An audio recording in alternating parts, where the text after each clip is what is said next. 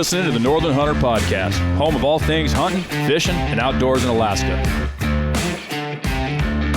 All right, everybody, welcome back to the show. My name is James Payne. Carl Roberts is my co-host for this episode tonight, and we are sitting down with Mark Richards. I really appreciate you spending your evening with us. Hey, thanks for the invite, you guys. Good to be here. Yeah, right on, right on. Yeah, so I met you first at the Fairbanks AC. Yep. I started showing up there a few years ago now, I think. Yep.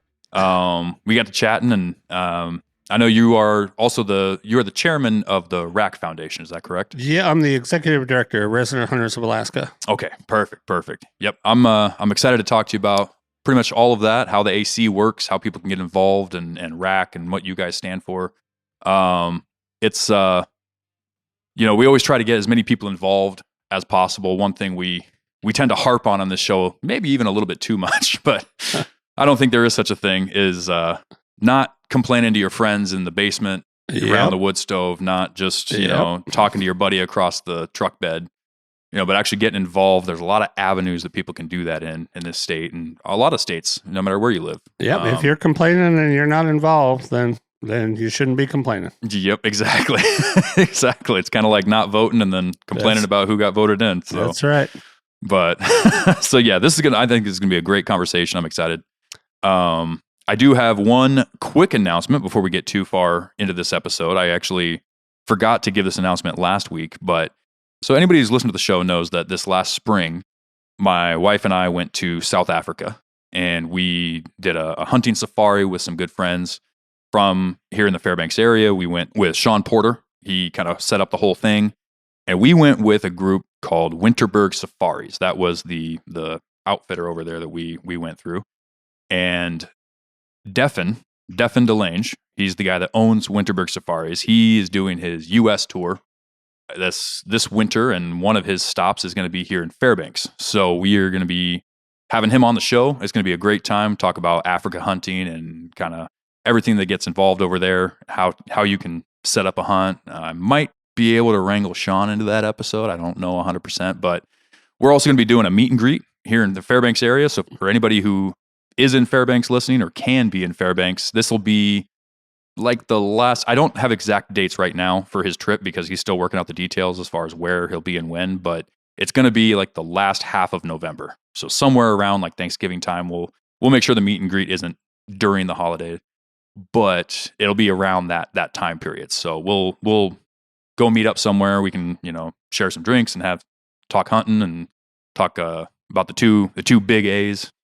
So that'll be a lot of fun. And like I said, he'll be on the show. If you have any questions that you would like us to ask him while he's here, as far as what they do and how you can get over there to Africa, it was actually really affordable. This guy, he puts you on good animals too. The thing is, over there in South Africa, the conservation works very different, and they have a very good grasp of what's in the area, and it's all a lot of private land ownership over there. And it was just really awesome getting to go over there and experience that part of the world for a price point that honestly a blue collar guy could do it in. So and he provides that service and puts you on some good animals. So I've seen him. Not only we went over there for like plains game and stuff like that. We were shooting impalas, blessbuck, springbuck, warthog, but watching his Instagram, he's got, he goes all over South Africa and does all kinds of stuff. So if you want to, go hunt crocodile or buffalo, I mean, he can even do that. So, but that's exciting news. I'll be dropping more details as time goes on. But if you're in the Fairbanks area, it'll be a really exciting meet and greet. So, how you been, Carl? Good. Let's chat. You haven't been on the show for a few weeks now, huh? No, I was working and did a little bit of duck hunting, but nothing too crazy, and unpacking and getting settled in. Yeah, you're moving too, aren't you? Yeah. Yeah. We chose the wrong time to be moving there, good buddy. Yes, we did. Yes, we did. In my case, it wasn't exactly a choice. It was more just, several delays after several delays, and, it's things you can't control, but, so the Lord willed it, I suppose, that I'd be moving during moose season, but. Yeah, I think I'm going to try and do a blacktail hunt in Southeast in November. Nice. I might not be here for your meet and greet. If there was ever a good excuse to not be there for it, that's probably the best one. So, yeah, hopefully you're able to get down there. That's fun stuff.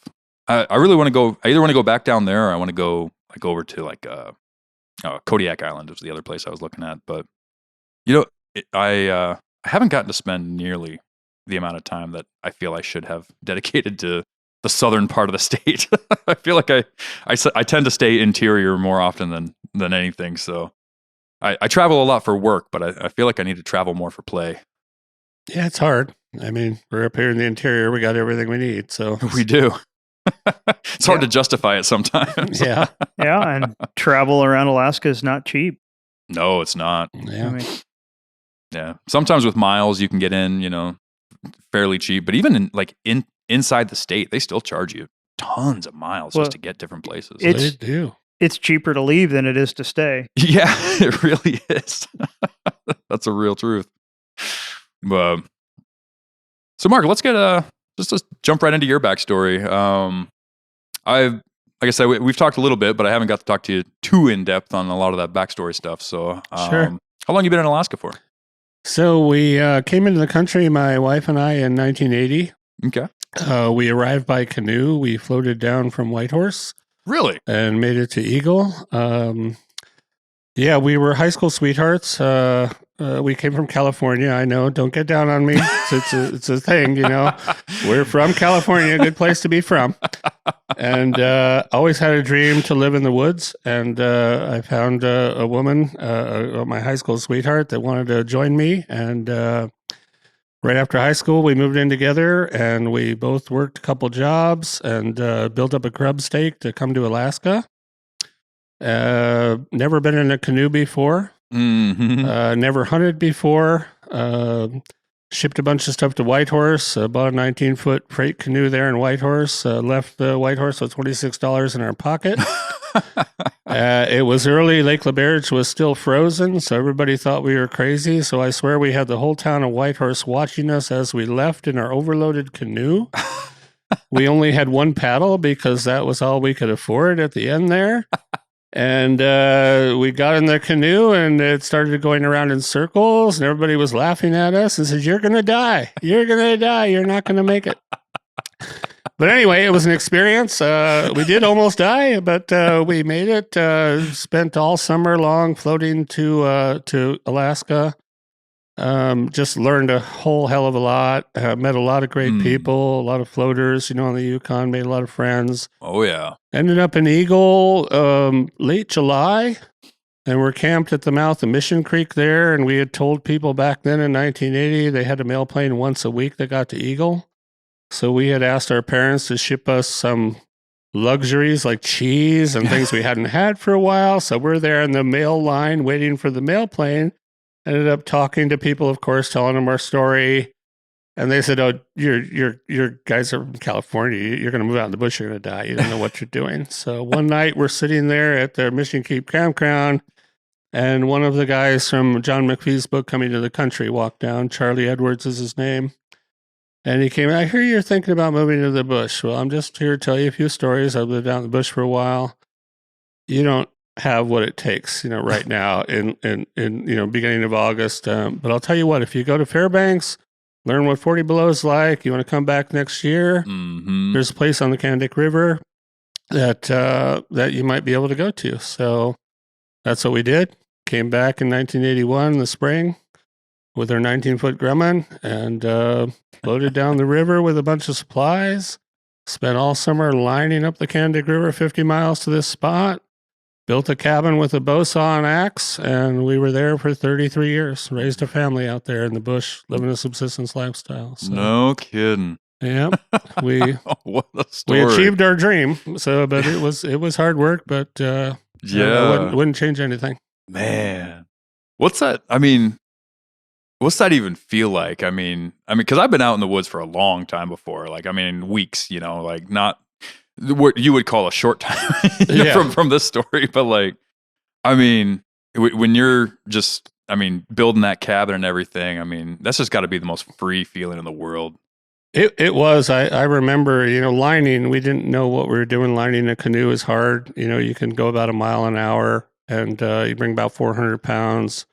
We initially tried to leave with like 900 pounds in the Grumman, and made it about a mile in 2 hours, and realized we got to build a cache at the mouth and start doing things differently. But it took us, I think, a month to line 50 miles up, and then come back, get another load, and there was a lot of dead standing spruce at that spot, and bow saw and axe, built a little 10 by 16 log cabin, and learn how to live in the woods. I remember we came back. We had to go back to town in August to get supplies. We got back on September 24th, and we had been lining for a week with snow on the ground already, really cold. Wow. And just a really arduous adventure, to get there. The roof wasn't on the cabin yet, and finished the cabin in October. And I remember I'd never hunted before. And when I got to Alaska, everybody says you have to have a 338. So I bought a 338. That's what you needed. Apparently, you needed a 338 to kill moose and everything. So we got there, and we were planning on getting some food. So I walked out on the gravel bar, and what I thought was there was just moose tracks everywhere in the snow. I mean, everywhere. 1981. Well, it turns out those were hare tracks, snowshoe hare. That's how little I knew about what moose tracks were. And that was the only thing that allowed us to survive that first winter. It was a high of the hare cycle that year. I've never seen it higher. And I was going out and catching six hares a day. Man. And that, with the 30 pounds of margin we brought, rice and everything else, we managed to get us through the winter. You weren't shooting those with your 338, were you? No, that was with the 22. We also had a 22. A little 22 over under 410 Savage. Oh, nice. Yeah. Nice. And and we survived, and we went out that next year. I think we were the skinniest we've ever been in our entire lives. Yeah, I bet. So we made it. And after that, we figured that's it. We're gonna come back, and we want this life forever. Yeah, that was our dream. So, man, made it through the trial by fire. Yep, through trial, and learned after that. Learned how to live in the bush. How to hunt, how to trap, and trapping was our main source of income for that whole time. And snowshoes and dog sled. That was how we did it. Man, canoe. That's amazing. I knew a old timer. He was from out in Manly Hot Springs area. And he said his first year out in the bush, he survived off of the squirrels. Squirrels and grouse. That was it. We ate a lot of squirrels too. Yeah. I made a hat out of squirrels actually that first winter. Yeah. Did you? Yeah. Yeah. Before I knew what I was doing. Yeah. Man, oh man. I called it early retirement when I was, going out with my girlfriend back in Los Angeles. We were making out at our makeout spot one night, and I says, I think I'm falling in love with you. But I can't live here. I wanted to live in the wilderness. And she said, I'll think about it. And I says, well, I'm going to call it early retirement, because what we're going to do here is something we can't do when we retire, because we'll be too old to do it. Right. But at the end of it, we're not going to have a retirement, because we're not going to make much money living out in the bush. Yeah. And so that's exactly what happened. Yep. Man. Early retirement. Got to do it while you're young. Yep. And she went with you. And she went with me. God, she's amazing. Yeah. Describe one of your normal days when you were established. I mean, obviously building a cabin, that was focus, those things. But kind of describe a normal day so people have an idea what that consisted of. So a normal day would be, say it's 35 below out in the middle of winter. You're waking up, tripping over one of the sled dogs that's inside the house, getting to the barrel stove to feed it. Boiling coffee, getting ready to get on the trap line. Getting dressed takes a long friggin' time in the winter. It's amazing how long it takes to get all your stuff on and get ready. And going out and watering the dogs, feeding the dogs, usually leaving before dark on the trap line. Maybe it's a 25-mile loop. Maybe it's one of the shorter loops. Lori's taking care of the kids at home. She's getting water from the river. Cooking, all that stuff. I'm out in the trap line, get back, right around dark, cook dinner, read books. We read a lot. I mean, a lot of books. Kids loved books. and just sitting around, playing games, played a lot of cards with the kids, a lot of board games. Yeah.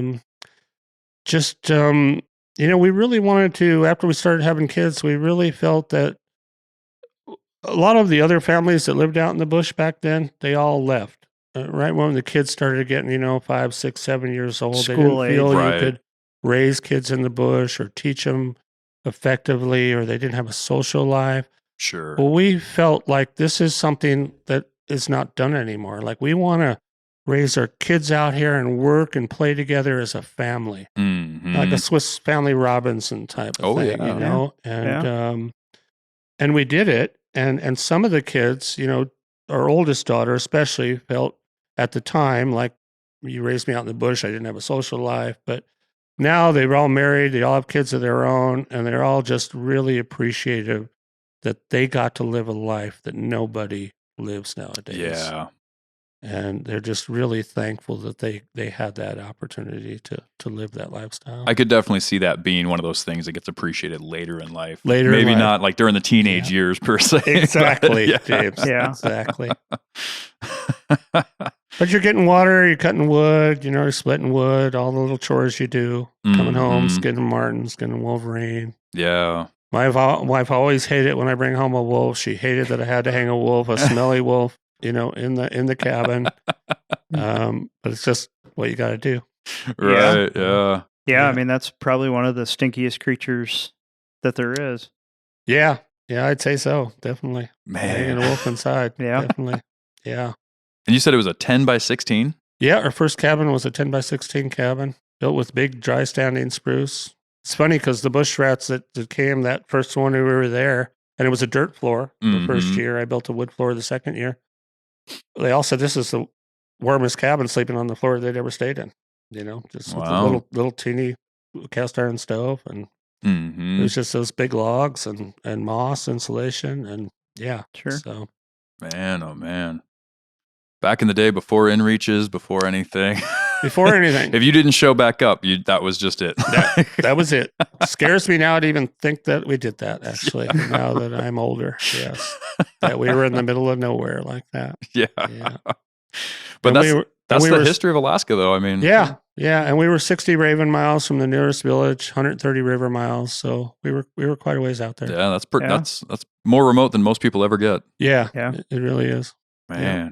How many sled dogs did you have? So we typically had between 8 and 10. Usually I like to run 8 dogs, but the kids would have a 3-dog team too. So sometimes we had 12 dogs, sometimes we had 8. But we went through several generations of beloved sled dogs over all the years. And right now we're down to our last sled dogs, our lead dog, which is 15. Wow. Man. Yeah. Miss it. That's the one thing I miss the most. That was everybody's got their thing. Yeah. Mushing. Being out on the trap line, that was my thing. Did you build your own sleds? Yep. Yeah. Toboggans. We all used toboggans out there, ran single file. Upper Yukon, Canada, everybody runs single file lines. 18-inch flat bottom toboggans, snake through the woods. Okay. Real thin. Yep. Yeah. Very nice. That's what we ran. Man. Like more like freight dog style. Yeah. Yeah. They were all 80-pound dogs or above. Bigger slow, dogs. 6 mile an hour on a good trail, but they can break trail all day long. So. Sure. Yeah, which is important out there. You're not racing. Yeah. Yeah. Not trying to win a race out 60 miles away from anything. No, definitely not. Did you end up ever getting a snow machine out there or anything? Nope, never did. We had one of our neighbors got one, and I'm not mechanically inclined at all. And to go out with one without backup, I'd be walking so much. I mean, I never trusted a snow machine to be out that far in the woods. Man, oh man. Dogs never broke down on me if you treat them right. They might get tired and need to rest, but I've never been stranded by a dog team. Yeah. And snowshoes always work. And snowshoes always work. Spent a lot of time on snowshoes. Got a lot of fond memories of carrying my little trapping axe behind me and swinging the handle when I'm breaking trail in front of the dogs because they all bunch up on my snowshoes. Swinging the handle back, hitting them in the nose. Get off my snowshoes. Get off my snowshoes. Yeah. trying to get the solid footing. Yeah. They're trying to get right up on you. Yeah. And so they'd all bunch up, but it was usually easier to have them behind you than go break trail and walk back and get them again. Yeah. But, how often would you say you had to come back into town on average? So we both went, my wife and I would split. I went to town in the spring and she went to town in the winter. So every 6 months, one of us would go to town. Gotcha. We generally resupplied every 6 months and would buy, 6 months. We always kept about a year's worth of, dry goods out there, rice, beans, noodles, that kind of thing. Yep. Ammo and stuff. And, yeah. I reloaded. So, that there you go. Pretty much had a lifetime of supplies there. I never really needed to get that again. But actually, that was one of the things when we came to Canada. We took the ferry up from Seattle, and then we took the White Pass train over to Skagway. And I had this. I had studied before we came. I learned how to reload. I had bought a 30-30, and I had this suitcase completely full of gunpowder, bullets for the 20, for everything. And when I got on the train, the guy says, "What's in that suitcase?" And I says, "Well, it's like," he goes, "Don't tell anybody you have that. When they stop at the pass and they come to see your stuff, don't tell them you have that. Just take your backpacks into customs." And sure enough, we were the only ones that got called into customs at the top of the pass. And I just took my backpacks, and that guy was right. Thank God I did not show him that, because I don't know what would have happened. Yeah. That would have been the end of your journey right there. I don't know. But you might not be sitting here today. Yeah. I swear I still have some of that gunpowder. Do you really? To this day. No kidding. Yeah.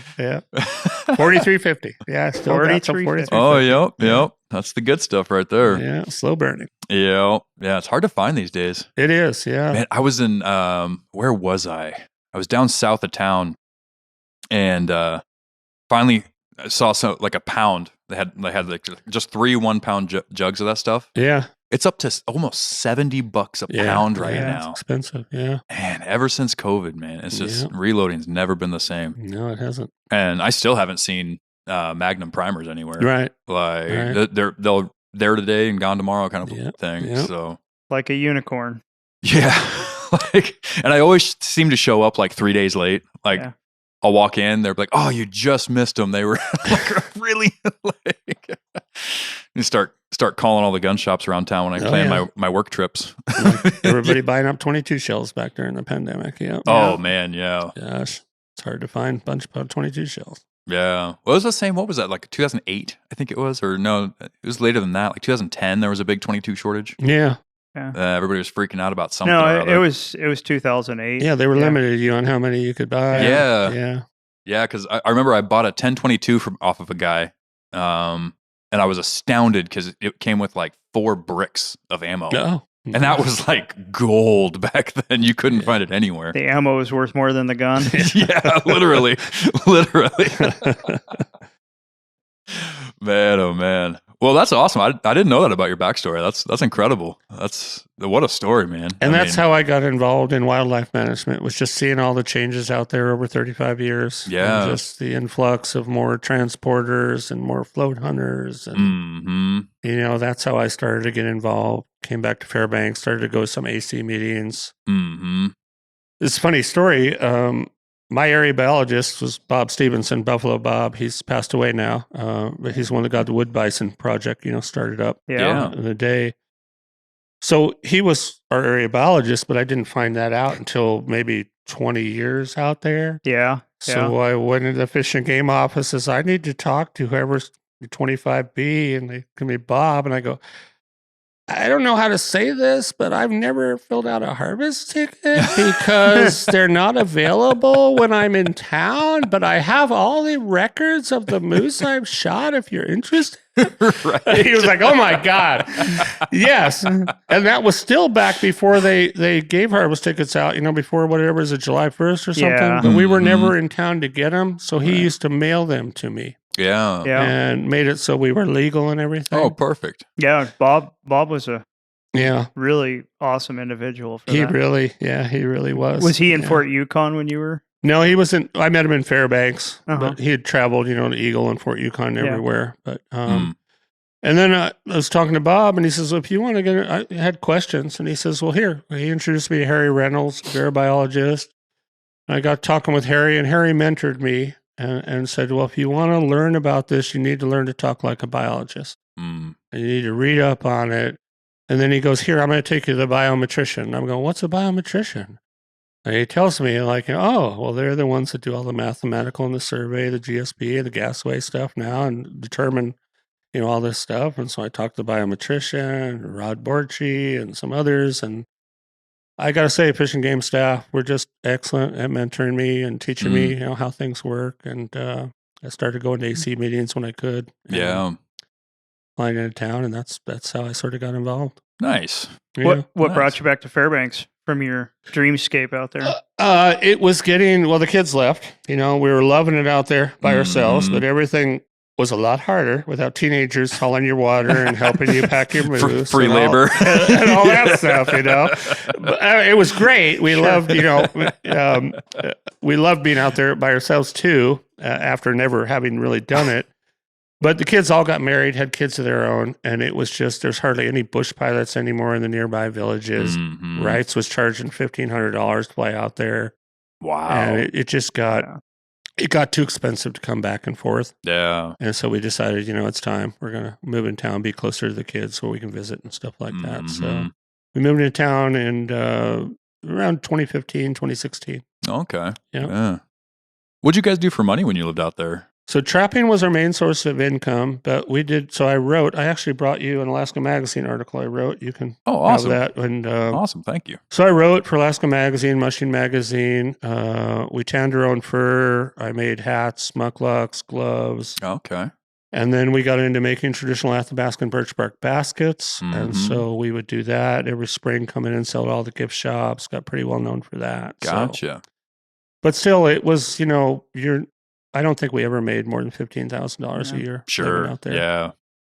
But you're growing your own food. You're fishing. We have subsistence fishing during the summer. Every day we go check the fish net, grayling, whitefish, suckers. So we're eating fish all summer long. Feeding the dogs fish all summer long, and then beavers. There's a lot of beavers. Beavers are the one thing you can survive on here in the interior. There's so many beavers. Yeah. Is beavers. If you get in trouble, beavers are your food source, and it's one of the best food source out there. Oh, yeah. Nutrient rich. Yeah. Yeah. A lot of fat, a lot of stuff that keeps you alive. And great hides. And, so. Well, and you see that a lot on the, like my wife and I like watching that show Alone. Oh, yeah. And, they'll send people out there and they'll get a big game animal and they won't eat the fat, or the fat gets stolen by a different animal or something like that. They don't know. And you're watching them eat pounds of meat every single day and starving and losing weight. Yeah. And, they get pulled medically because they're, it's like rabbit starvation or grayling starvation. Yeah. Not enough fat. Scurvy and all that. Yeah. That's the only thing that saved us is we had that 30 pounds of margarine that first winter. Yeah. I mean, fat's critical for, all of that stuff. It is. Every bodily function. Yeah. Oh, we learned about that. And getting kidney fat off a moose. Oh, my goodness. So much. And we'd save that and grind it up with moose meat and hand-powered grinder. One of the funny things is, if you get a chance, read Coming into the Country by John McPhee. It explains what we went into in that upper Yukon country when we arrived in 1980. But all those hippie bush rats were there when we came into the country, so they helped mentor us as well. Awesome. And so they kind of taught us of a lot of the things. So it says you don't buy flour, you buy wheat berries. Like, what's wheat berries? So we learned what wheat berries were. So we would buy buckets of wheat berries, and it was hard red winter wheat. There's all these different kinds of wheat that you can buy that we had to learn about. But the hardest thing I had to build in our cabin was a bracket to hold the wheat grinder on so it wouldn't tear off. And I had a 2-inch auger that I had, and I had drilled two 2-inch auger holes, bolted a shelf to that. And so that morning when you needed bread that day, you would spend about 20 minutes to half an hour grinding 5 cups of wheat to make your bread. Yeah, and that's the way we used to do it. But it probably wouldn't last if you got pre-ground flour and all that. Not as long. Yeah, not as long. Right. Yeah, but as time went by, we did start buying flour. Right, we realized it'll keep for the length that we need it. For 6 months. Yep. But for those first 7 years, it was kerosene lamps, bow saw. I mean, I was just said no gasoline engines. I want to do it all just natural. Yeah. And so that was probably for my youngest daughter. I think that was my favorite time. Looking back on it, after having chainsaws, motorboats and all that. I look back on it, I think, that was the best time, I think. It just felt better, you were just doing things the old way. And yeah. How was the adjusting to, I guess you could call it the quiet? Because, I mean, loud. Chris comes from California, but he comes from like a small kind of redneck part of California. Very similar to, it looks a lot like around here in Alaska, but you're saying you came from LA. Yeah. I mean, concrete and smog. That's what I wanted. A huge change, Yeah. The quiet is deafening. Yeah. Out there. Yeah. I mean, the quiet, it's the one thing my wife and I complain about the most is that we don't get that quiet here in town. You got to go a long ways out of town to get quiet. You do. And, it's just, it's just ethereal. It's amazing. And the sound, like at 40 below in the winter, the way you can hear sound. I remember one time seeing a group of caribou, like neat things happen to, like at 50 below. I mean, it's the most amazing time to be out. But I remember once seeing a herd of caribou at 50 below that were like a mile away just from their steam, from their breath. Yeah. Like seeing a village, from far away. And it was like, and you knew like, that's caribou. I can see it. That's not a smokestack or anything. That's animals out there breathing. Right. And then the dogs would leave this vapor trail behind you as you would mush at 50 below, 55 below.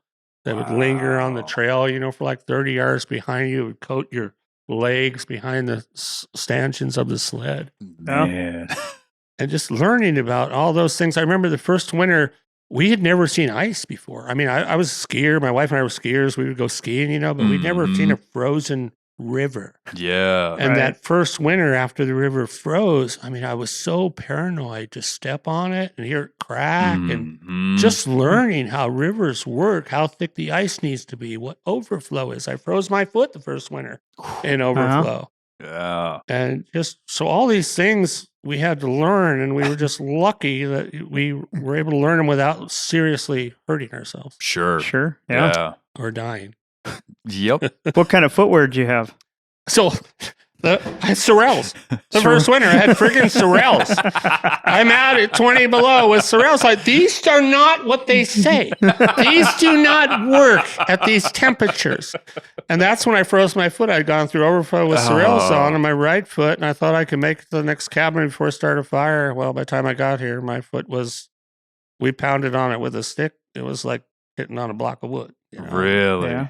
Oh, the pain of that when that starts thawing. Oh, my goodness. Yeah. You still got all your digits? Yeah, I still got them. All That right. was so bad. My right foot still gets a little colder. But, Yeah. yeah. It swelled up real big, turned all different colors. But Yep. I froze one of my feet in steel-toed cowboy boots my first year here.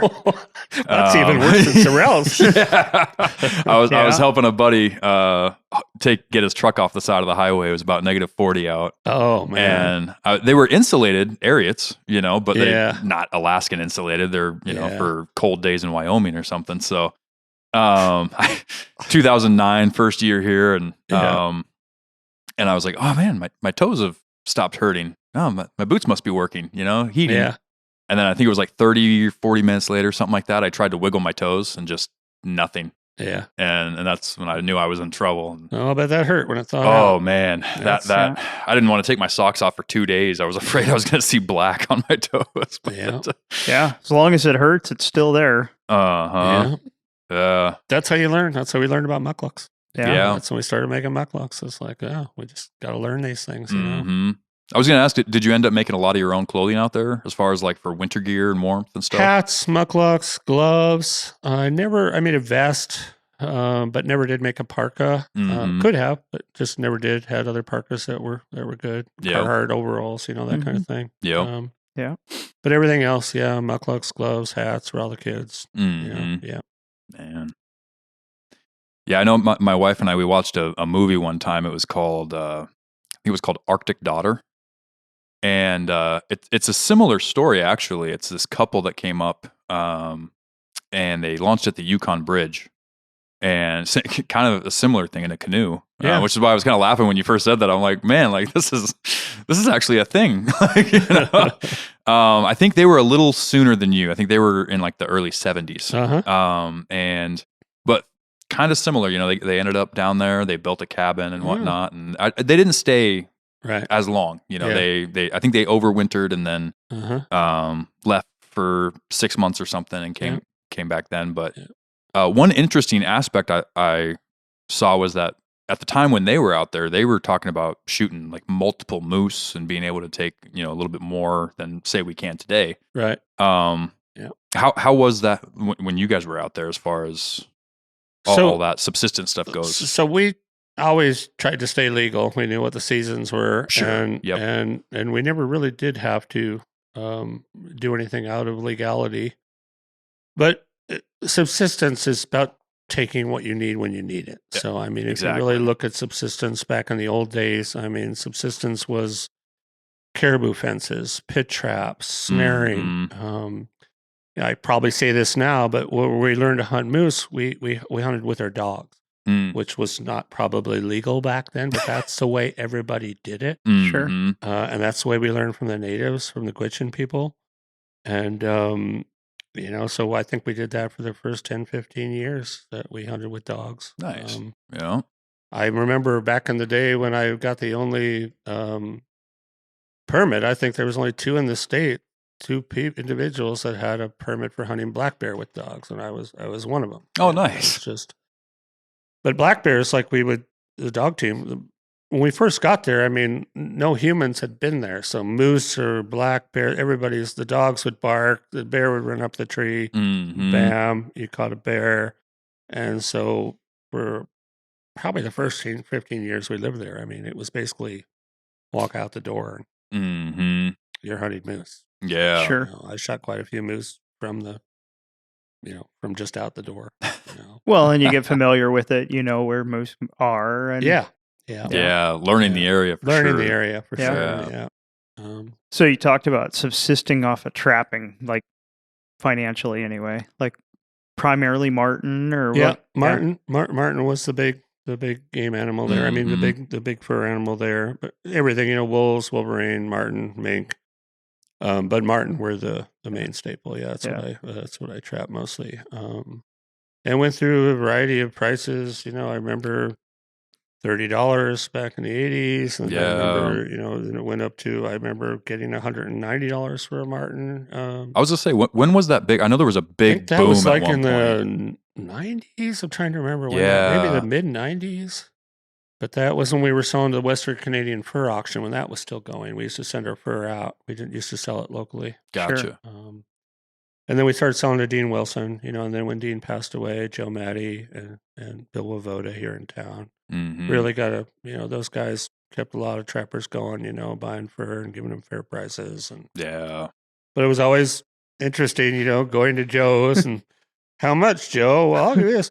Like, well, I'm going to go to Dean. He goes, well, why? Oh, you always come here. And I go, well, I've got like 80 marten. I mean, $2 a marten is a big difference in price. And then I would go to Dean, and Dean would offer me like $5 more. And I'd go back to Joe, and like, he's going, oh, I can't believe you're doing that. Well, it's like, I'm sorry, but I'm going to go with the highest price. And we had really dark marten up where we were from in the Eastern Interior. And, chocolate brown, and they really liked our marten, so we used to get a little higher prices for them. Yeah, highly sought after. Yeah, that is one thing that it's kind of sad to see. I'm sure there is still some avenue to do something like that, but you see a lot of people get discouraged because of reading the books from the olden days when people would subsist off trapping and whatnot for their income. And just kind of that whole process of bringing things out of the woods was a viable means of paying for your supplies. And more and more, it's kind of getting away from that in society. People are getting away from fur. You don't have those big buyers anymore. Canada Goose every other year is changing their rules and trying to appease the masses and whatnot. And it's kind of sad to see. It is sad. Trapping something has been banned in several states. I mean, thankfully ATA is on the ball and keeping trapping alive up here. So the ATA does a great job of that. They had somebody speak at, I think it was their last meeting last year, and he was from back east somewhere. Like I want to say around Philly. I'm not 100% sure. I don't want to misquote, but somewhere off the East Coast.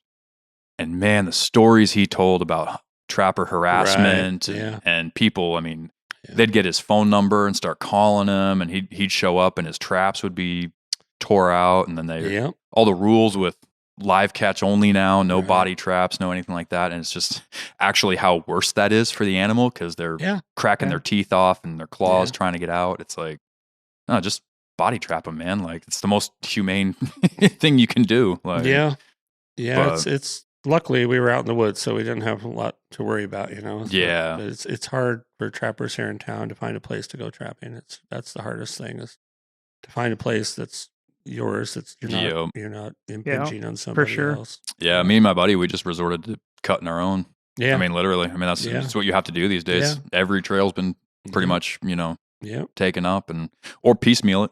Yeah, you can piecemeal it too, but I think the days of making money off trapping, and subsisting are pretty much gone. Well, I mean, a lot of that is not the way it was. Whether it's the subsistence fishing for feeding a dog team, or it's for sure. There's a lot of things that are missing in that. There are. It's not just the price of fur or the. Were you a leg hold guy or? So I was, but then I switched over to 120s. It's just avoid catching squirrels. I really didn't like bycatch. Catching squirrels, catching owls, that kind of thing. Yeah, sure. So I switched over to 120s probably in 2000 era. Bucket traps, on trees. The only drawback is you got to carry traps, and you got to take them home with the trap. You can't get them out of there without breaking them apart. So you got to carry replacements. Yeah, you got to carry replacements, and that is an important pointer for the new folks trying to get out there and trap this year. But as far as 120s bucket sets for martin, they're gangbusters. You really don't have a lot of bycatch. You don't catch any birds at all. Good. No owls. Very few squirrels. Mm-hmm. So I pretty much switched over to all conibears. Still use leg hold for martin, wolves, mostly snared wolves because it was, you learn a lot out there, and with a dog team, it's different. The wolves run your line. And sure. I realized early on that about 30 yards before a martin set, the wolves would always veer off the trail. Always. They see that, they smell that, and they don't want to go anywhere near that. Yeah. So I would set snares on the side of the trail. Blind set ahead of both sides of the trail. Chalk them so they're white. And that's how I caught most of my wolves. Was in snares. Nice. Interesting thing with the dogs too. So the dogs, when you catch a wolf in a snare, the dogs, you get like 30 yards, they just stop dead. They'd smell it, they'd see it, they would not go by it. You'd have to drag them. I'd have to move the wolf first, get it out of the snare, move it out of the way to get the dogs by it. Yeah. Well, one time I'm on the trail and I'm going over, the dog starts speeding up, and I caught a wolf pup in a snare.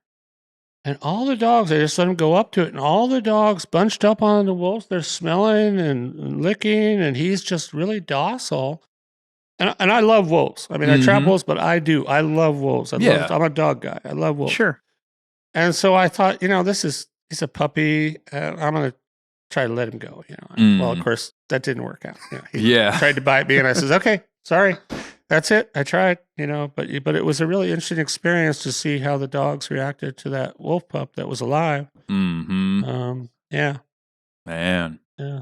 They know a lot, the dogs. They do. Yeah, they've got a lot of extra senses. I'll tell you how a lead dog can find a trail that you haven't been on for 10 years and go in exactly the same spot where you broke trail 10 years ago. Amazing. Yeah. It really is. Yep. Well, right on. That's it's really gives a lot of insight to kind of how you ended up where you are. So yeah, and that's how I ended up. Yeah, I see it now. So get involved. But we're gonna go ahead and take a quick break, and then we'll carry on with the conversation. Cool. Hammer Bullets produces what we at the Northern Hunter consider to be the most premium and best working monolithic bullets on the market today. These bullets are easy to load, extremely accurate, and best of all, they're always in stock and ready to ship. The guys at Hammer designed them so that after penetrating the hide of an animal, it sheds its petals, initiating a massive energy dump while retaining the rear shank for maximum penetration. These bullets are built with 100% focus on how they perform on game, and their proprietary designs produce great BCs with specialized pressure grooves for amazing inherent accuracy and speed. They have a minimum expansion velocity of 1,800 feet per second, which allows for long-range shots, but with no maximum velocity, making them perfect for every cartridge from your granddaddy's old 30-30 to the high-velocity round like the Weatherby 3378 without having to worry about your bullet failing. To view their expansive selection and find the perfect match for your hunting needs, go to hammerbullets.com and use discount code TheNorthernHunter to drop the hammer on your next adventure.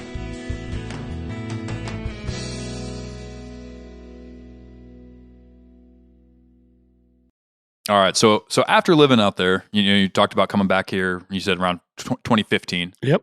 How much of an adjustment was that? I mean, other than the noise, but just like the daily routines of life here in town, We knew it was going to be hard. I mean, we had dreaded it. But we knew eventually we're going to have to move to town, to be closer to the kids and everything. So it was sort of the same as going from LA to the bush, kind of, and all that quiet, and you really love it. And you're out there in the middle of nowhere, and everything's free and easy, and there's no stress. And then you get to town, and now you have to find a job, and right. you have vehicles, and you have to find a place to rent, and so it was hard. But I mean, we knew how it would be. I mean, we had always come to Fairbanks was our base when we were away, when we come to shop here. So we had friends here and places to stay, vehicles to borrow to get ahead until we could first get a vehicle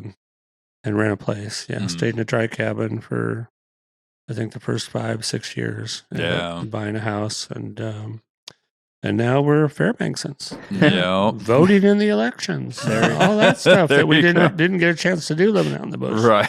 Yeah. So did you get out and vote in this last one? Yep. The other day? Oh, definitely. We're definitely, Absolutely. Civic minded, yes. Yep. I always make it a point. I was like, even if I'm working, I was like, you gotta, because the one hard thing is with traveling, you got to make sure you're at least, near where your polling place is. Yeah, we could never vote when we were out there. We were too far away, so we were never able to vote. And so that was kind of a good thing, coming to town, being able to vote. Sort of like wildlife management, if you're going to complain and you're not involved, then hey, you got nothing to complain about. Exactly. Well, let's dive into that aspect of this, the main topic of this show then. So sure. So you said you started attending the AC meetings when you came back into town. I was attending them before that. I was flying in just to when I started to get mentored by Fish and Game. I started to get involved. Just wanted to see how the system worked, what the process was. I think I went to my first sported game meeting. I remember I flew in. I had my moose skin mucklucks on, my bush gear, and everybody was staring at me at the boarded game. I literally flew in from the bush. Went to the board game meeting right after I landed. Nice. And they're thinking we're in trouble what now. Board meeting that was, maybe 2006, something around there. And everybody, I got my homemade RHAK on with my wolf ruff and everything. Everybody's like, "Oh my God, who is this guy? Where did he come from?" So that was my start, and then I always wanted to be involved, but I couldn't be on the Eagle AC. It was the closest village to us, 60 miles away. And so then I knew when we came to town, I was definitely going to get involved, go to AC meetings, go to board game meetings, and start getting involved in the process. Yeah. Because I think when I think it was the second year I was going, you were the acting chairman for the year. Yep. And then are you the vice chairman now? I'm vice chair, and Jeff Lucas is our chair now. Okay. Yep. That happened. Right before I got super busy last year. Yeah. So kind of walk us through the process a little bit. I mean, for those folks that aren't familiar with how the advisory committees fit into the management. Yeah, you bet. So we have probably the best public system of wildlife management in the country. I do firmly believe that, even though it can be broke at times, it is still the best public system of wildlife management. So the state has 84 fish and game advisory committees. And what they do is they're elected representatives from their own community, and they advise the Board of Game and the Board of Fish. And they have a little bit more clout than, say, individuals public does. So an AC proposal or an AC comment tends to carry more weight than if it came from an individual. Yeah. And so every AC has elections every year. You can run for a seat. We're going to have our Fairbanks AC elections in November. Mm-hmm. Anybody can run for a seat. The only requirement is that you reside in the community that you represent. Yeah. And we meet once a month from October till March. And we have subcommittee meetings, game trap and fisheries subcommittee meetings. So I try to encourage, I don't care, you might be vehemently opposed to everything I believe in wildlife management.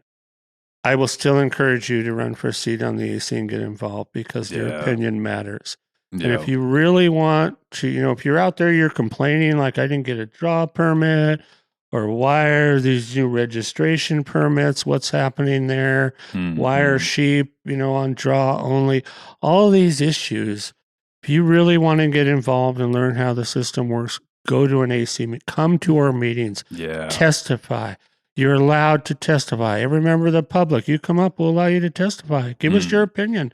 What do you like? What do you don't like? What do you want to change? We will help you write proposals. We'll help you get involved in the process and show you how to make these changes. And so it's just a really, if you really want to get involved, the biologists come to every meeting, the troopers come to every meeting, they give reports.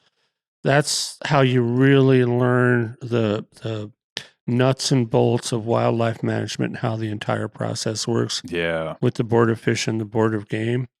So the Board of Game, which we advise, our advisory committee advises the Board of Game, comments. So they meet, we have 5 regions of the state, and the Board of Game hears 2 of those regions every year plus a statewide.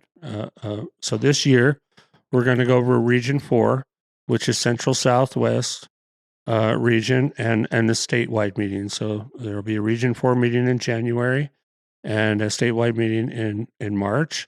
And then the Board of Fish is also meeting, and I think they're doing Prince William Sound first. I forget what else. I'm not as involved in the fishery side as I am in the game side. And we send AC representatives to testify for us at the Board of Game and Board of Fish, and they represent us and our proposals. We had Gail on the show not too long ago. I heard that one. Yeah. So Gail, she Gail does and a lot of the Virgil fishery stuff. are our fisheries experts. And they know fisheries, and they're the ones we depend upon. And we're heavily involved, especially in the salmon issues. That's what's been going on. It's Yukon and Kuskokwim River. The native peoples have lost their.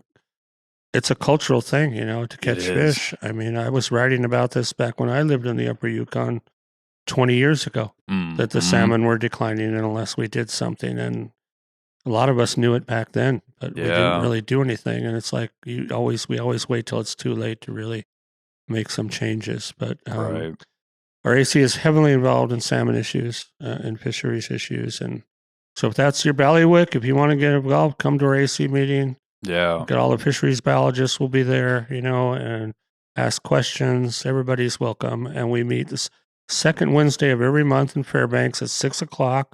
We meet at the J.P. Jones Center off of South Cushman, off of 23rd Street there. Everybody's welcome.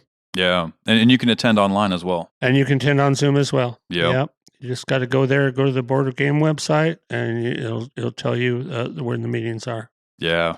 One thing one of the truest words anybody's ever said to me were from you, actually. And it was that when I first started hanging around the board, you basically said, you're going to learn more here than anywhere else. That's right. You think you know a lot. You're going to realize how much knowledge there is to have out there. Oh, you're going to learn all the acronyms, all those things you don't really know. And we'll help you, it's a... Well, and that's the great thing about even just sitting in, and to get involved is great. To speak up and say your piece, but even if you just want to sit in the back and, just overhear, like when the biologists come in, they start talking about the counts for the moose harvest, and they start talking about the sheep numbers and updates on the bison project. That it's all wonderful stuff to hear. And we're going to have that next Wednesday too. We're going to have the trooper report. We'll have the biologist report. Trooper's going to come in and talk about 40-mile herd,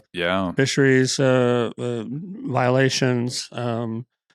sublegal sheep, that kind of thing. So it's just a wealth of information by attending the AC meetings. Yeah. And for anybody listening right now that's in the Fairbanks area, this episode's coming out, what is this, that Monday?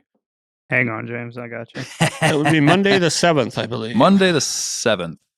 Is it, or is it the 6th? It is the 7th. It is the 7th? October okay. 7th. Yep. So the first AC meeting of the year October 9th. Is the Wednesday following this episode. And we meet the second Wednesday of every month. Yep. So just keep that on your calendar. Yeah. And I believe there is a online calendar they can look at as well. Yes, there's public notice, yes, and you can go to the Border Game website and you'll see advisory committees there. You scroll down and it'll show you every advisory committee meeting through the state. We just posted that. Go to our Resident Hunters of Alaska Facebook page. Mm-hmm. We just posted all of the AC meetings and the Federal Regional Advisory Council meetings that are coming up next week as well. Perfect. Yeah. So how does the so you said kind of broke down how you guys you send representatives to speak at these or to represent the community, Fairbanks. Yep. And but how would, let's say, your average Joe that has a proposal they want or they've got a concern, how would they present that to you guys and make their voice known? Right. So you just come to the meeting, you get your time to testify. You don't usually limit you time-wise. Mm-hmm. You get up there, say you don't like antlerless moose hunts. You want to change that. You want to put in a proposal to ban antlerless moose hunts. We'll help you draft the proposal. We'll show you how the process works, when to put it in, when to submit it, what the administrative code is that you would list on your proposal that you're covering. And or you could do that on your own as well. Members of the public do that all the time, submit their own proposals. Mm-hmm. There's a deadline on proposals. They're always due by May 1st of the year for the following year board's meeting. So they're due 7-8 months ahead of time. So you gotta submit them well ahead of time. And then the comment period is on right now. Like for the Region 4 meeting, there's a deadline to submit written comments. Mm-hmm. You could also come to the Board of Game meetings and testify in person. You got a 5-minute limit. Sign up to testify. Yeah. But again, if you really have an issue that you want to address, the ACs are the place to start with that. Right. And really get information and help. Yeah. Built the background with the ACs a little bit. I mean, like what I mean by that is like you can show up and you can get information and you're going to interact with the biologist more than likely there. Or they can point you in the right direction for the science part of it. Mm-hmm. And then the process and how all of it works. And then one thing I was hoping you might elaborate on a little bit is like what the ACs do in terms for the board. How they view that, because I mean anybody can write a proposal. Anybody can write a proposal. Again, if it comes from the AC, it's technically supposed to have more clout, but if the board doesn't like a proposal, it doesn't matter where it comes from, they're not going to vote for it. So there are times where we get frustrated where the board doesn't agree with our proposals. And that's just the nature of the process overall. So the Board of Game and the Board of Fish, they're both 7-member boards. They're appointed by the governor. Yeah. So, and confirmed by the legislature. So I gave a presentation to Senate Resources for Resident Hunters of Alaska last session, where I went into some of these issues on the game side. But the way our system can fault at times, even though it's the best public system of wildlife management. So everything depends really on who the governor is, who the governor appoints as commissioner of Fish and Game, and then who the governor appoints to these boards. Mm-hmm. And so that's and so what I told the legislature last session was the biggest problem we have in Alaska, in my opinion, at Resident Hunters Alaska opinion, is that we're managing basically on a pendulum.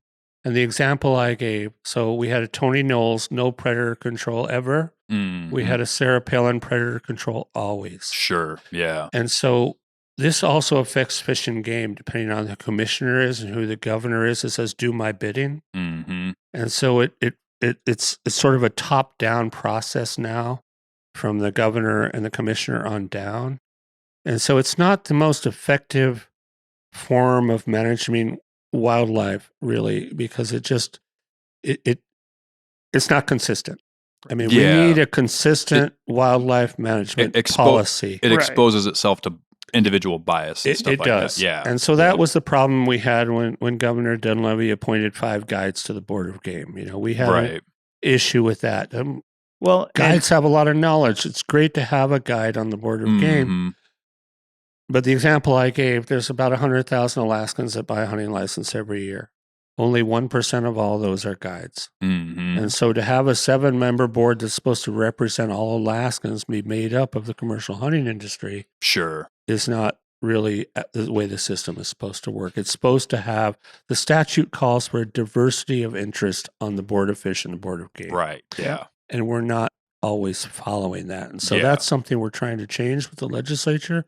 We're trying to change that statute so we can consistently have a real diversity of interest on both boards that will look out for the commercial side, the resident side, the fish side, the game side. Yeah. Well, and even on the fish, Gail went into the fact that, a lot of that is commercial fishermen making the rules versus, And that's the same thing on the game side too, with the commercial hunting industry. Yeah. They have a lot of influence. You would think we'd be able to write something in where it says, a designated amount of seats per, occupation, basically, where and it was kind of almost historically you had people based out of different regions, right? You'd have somebody from Southeast Alaska that was a trapper, and then you maybe have a guide from the interior, and you had geographic representation over the state, and you had different user interest, I would say. That's another very good point, geographically speaking, because Southeast is going to experience very different issues than the interior will.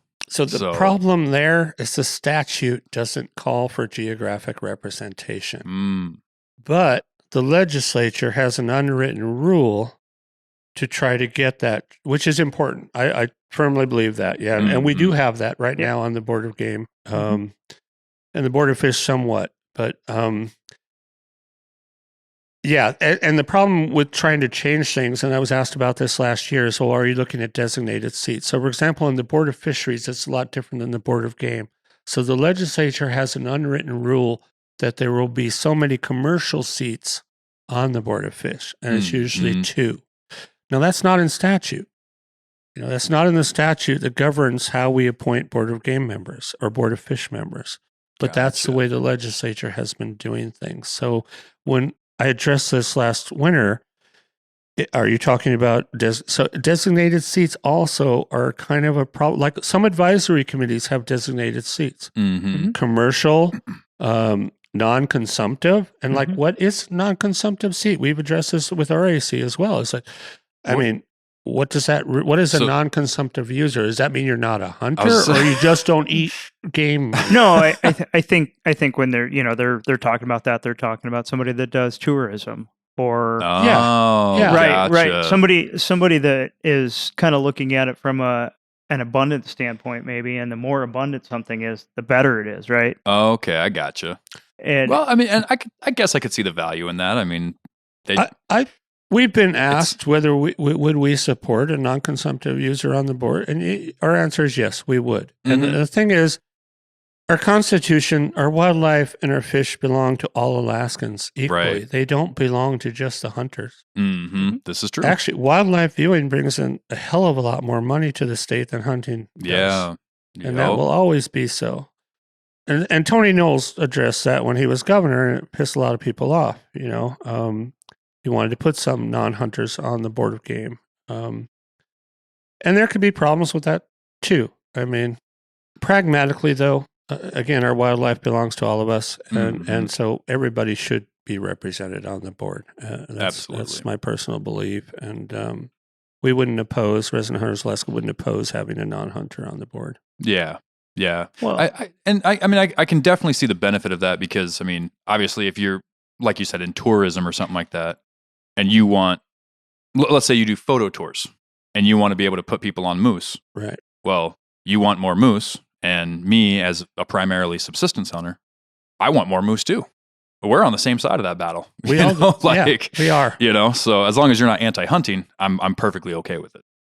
And therein lies the problem of how do you define a non-consumptive user? Do we want an anti-hunter on the board? Well, I don't think we want an anti-hunter on the board.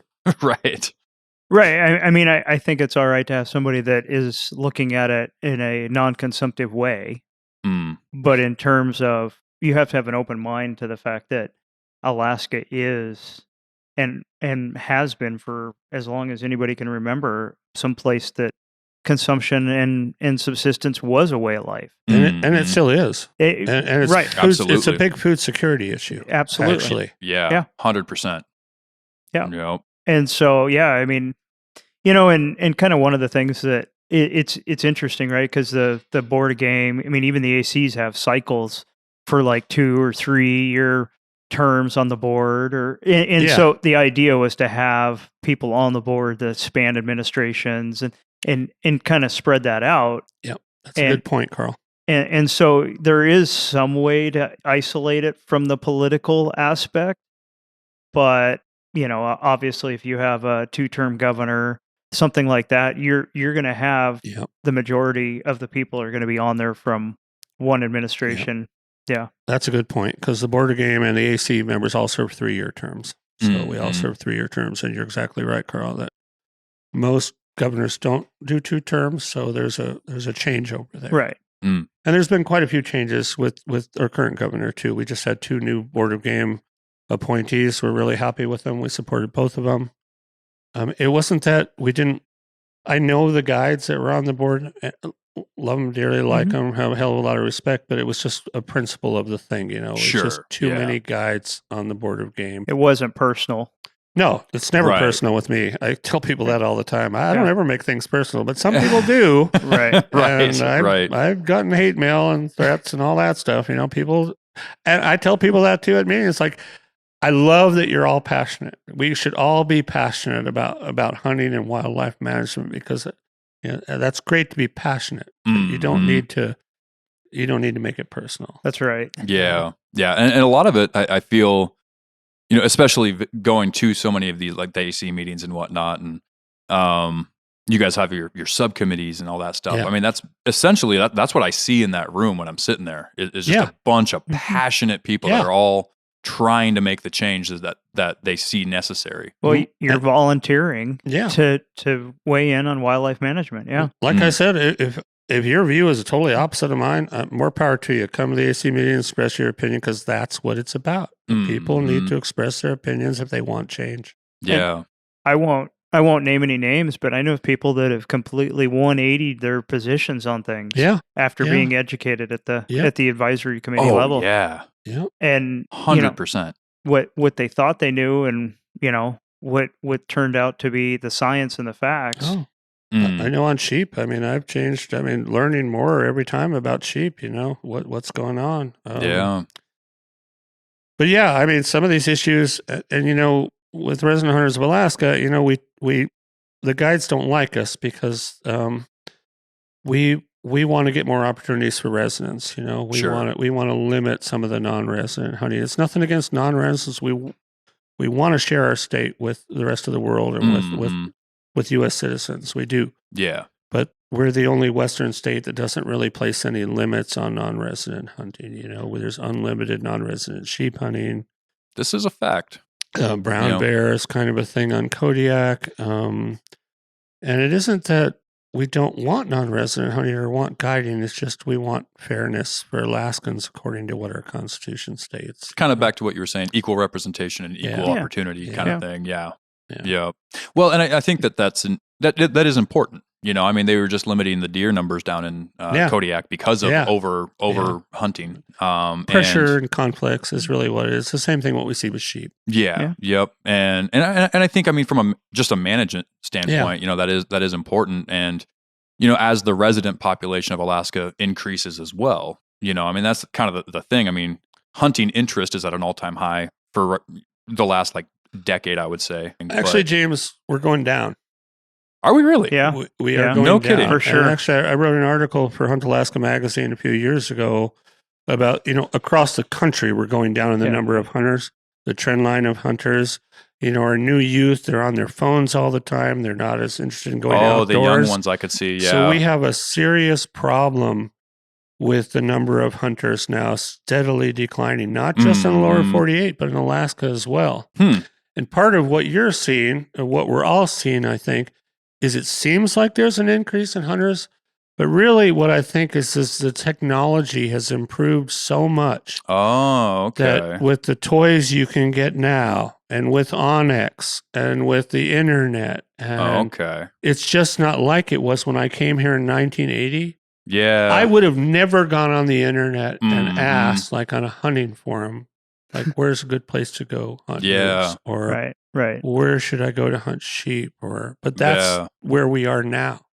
And so nothing is secret anymore. Well, and there's more, there's even more to that too. I mean, to add to kind of what you said is the average age of hunters is getting older. Yeah. Yeah, same as trades. I mean, and everything. Right. I mean, and there's population dynamics independent of hunters, being recruited into the sport or whatever you want to call it. But, there's a lot that goes on with that. But I think part of it is there's things that are more accessible. It's a lot easier to see things. I mean, when I first got to Fairbanks in 2001, there was the internet, there was all of that, but everybody still had the bragging boards up, with their harvest for the year and their fish that they caught for the summer and whatever. And now that's not really a thing. I mean, everybody posted on social media it's like it comes back to that kind of almost instant gratification where you're getting feedback on social media and you're not getting that on a bragging board. Well, I'm curious too, like where I was seeing the data on the interest in hunting is through like the draw tag systems across the country, and Idaho, for instance. I mean, even their over-the-counter tags, they're sold in hours, you've got other states that are really having to kind of redesign their management system because of the increase of hunters pouring into their state. And whether that's a management issue from their home states and that's why they're leaving their home states to go hunt somewhere else, or whether that's an increase of people's interest in travel, maybe more than specifically hunting. So maybe the local hunter that just killed deer in his backyard for 20 years is now traveling west to go hunt elk and stuff like that. But that was where a lot of that was being talked about. What you're seeing now, and in that article, so they call it the 3 R's. It's now I'm drawing a blank spell. Recruitment, retention, and reactivation is what it is. It happens at the table a lot. Yeah. And so that's where our problem is, and you can really see it with our teenagers now. It's really hard to get teenagers away from their phones, away from the internet, and to get them to want to spend time in the woods. I mean, we really lost a lot of that. You can just see it in society in general.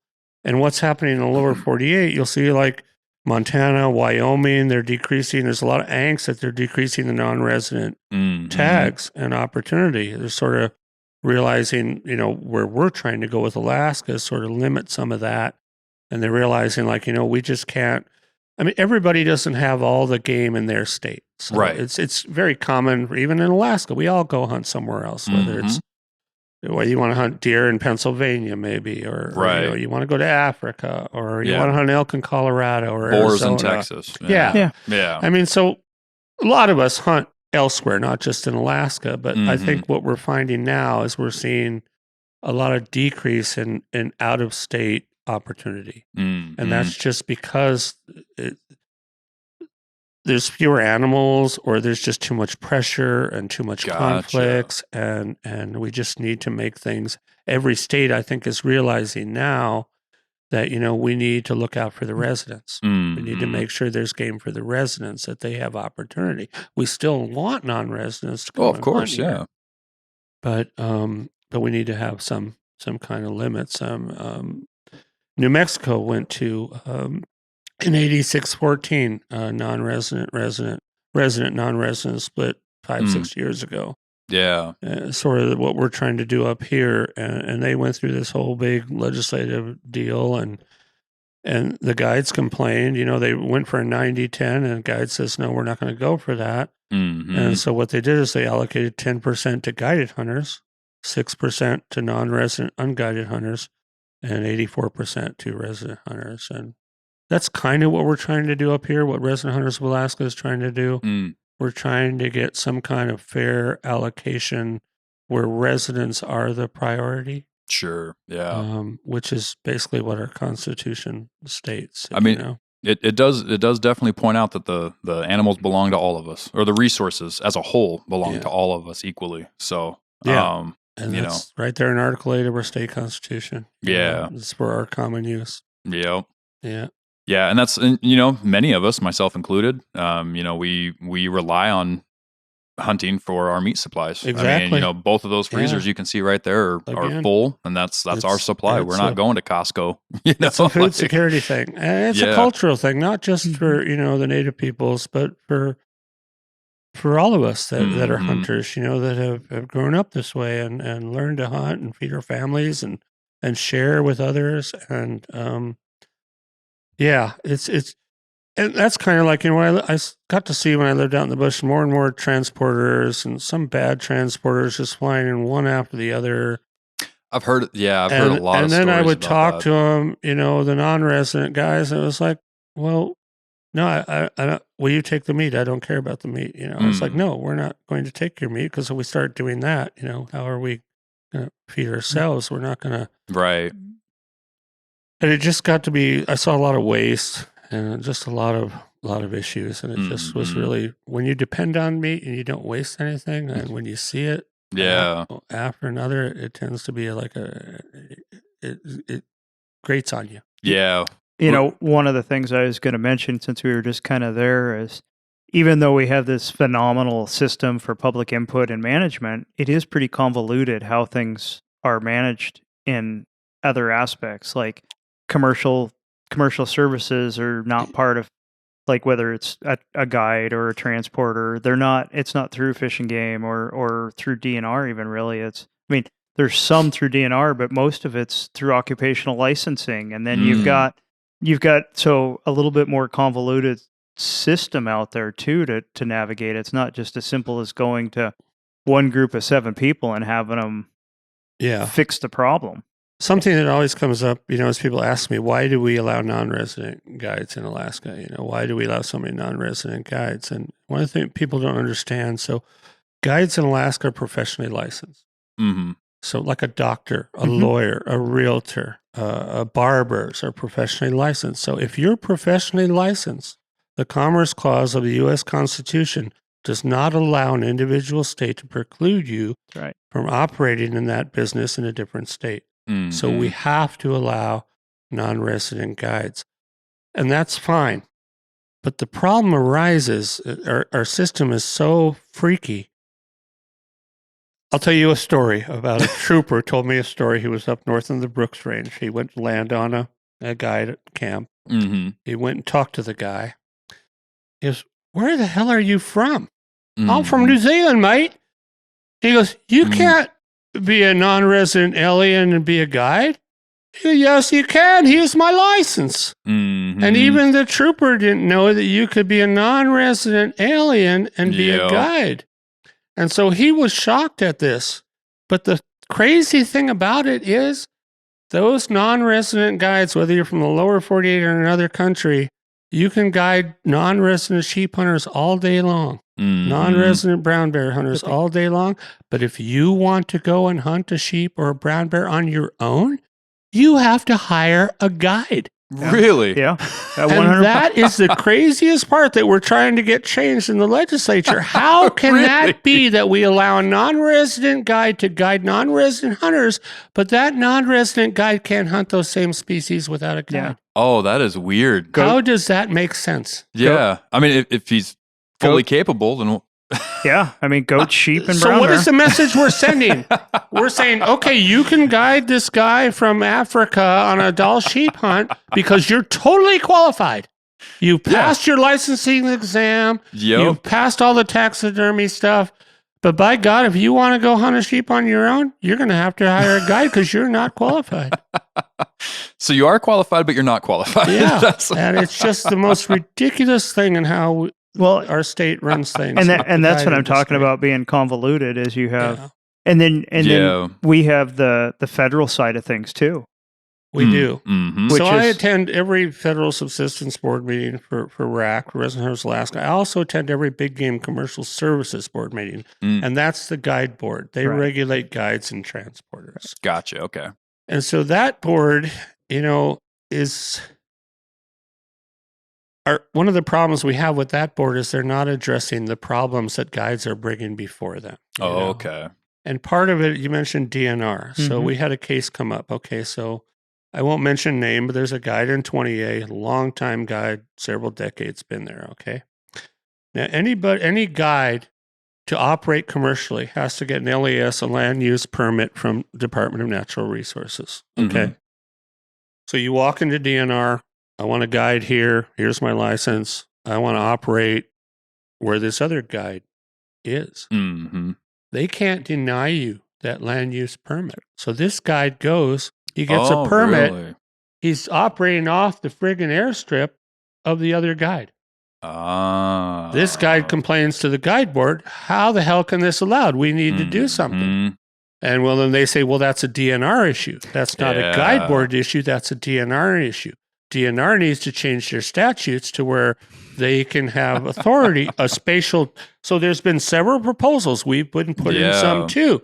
Allow spatial distancing between guides. Many guides have put these in. None of them have ever passed the guide board. That's just good practice. I mean, know. It's common sense, but none of them have passed. And it gets frustrating in a way because there's ways to fix the system. Like operate for years, we need a guide concession program to limit guides on state lands. And that went through several years, finally passed last year in a kind of a weird way. You can read about it in the newsletter. Mm-hmm. Wasn't funded, so it basically means nothing. But instead of addressing like this issue of guide concession program, if they would have gone to the legislature and say, let's amend these DNR statutes.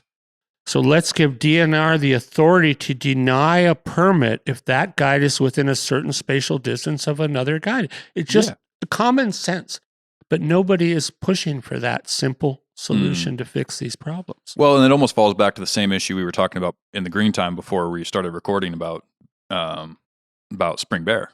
Yeah. Where at what point does it become hunter harassment versus equal competition, right? And so with bear baiting, you mean? Yeah, with bear baiting. And so you have there's no legal thing saying you can't bait too close to somebody else because we're all free to roam wherever we want, right? And it's your decision to decide if it's... And that's the same thing. Fish and Game when you go to apply for a bear baiting permit, they should look up in their database who is there. Yeah. And they should tell you you're within 100 yards or a quarter mile, but they don't do that. And to fall back to, it's just good practice to stay spread out because, the more people you get in one area, the less chance either of you have at success. And so, it's kind of the same thing.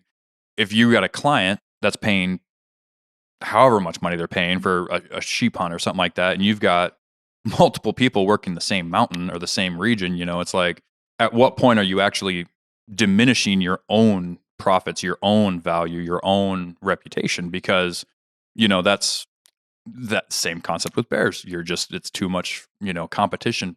And every guide board meeting I go to, you will have a number of guides get up there and complain. Yeah. I could too many guides in my area. I could absolutely see why. I'm not a guide, so I've never been on that side of things, but it's, it kind of disincentivizes, so to speak, farming your area. It does. Right? Where you're going to pass up a legal sheep or moose or whatever it may be. Yep. And wait for it to be bigger the next year. Yeah. And that was sort of the impetus of the guide concession program to limit guides, per area, which if it was done right, I think would actually work. It would make it like the old days before the RHAK decision, where we had exclusive guide concession areas, which we have on federal lands now, but not on state lands.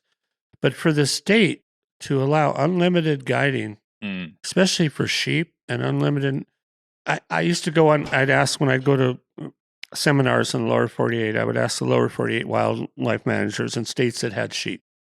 Here, let me give you this scenario. Say you had the only population of Dall sheep in the country. Say you allowed unlimited non-resident sheep hunting. Say you required all those non-residents to hire a guide and you place no limits on guides as well, and say a Dall sheep hunt went for $30,000, what do you think would happen? Well, anybody I think could look at that scenario and tell you exactly what would happen. And that's exactly what is happening with our sheep in Alaska on state lands.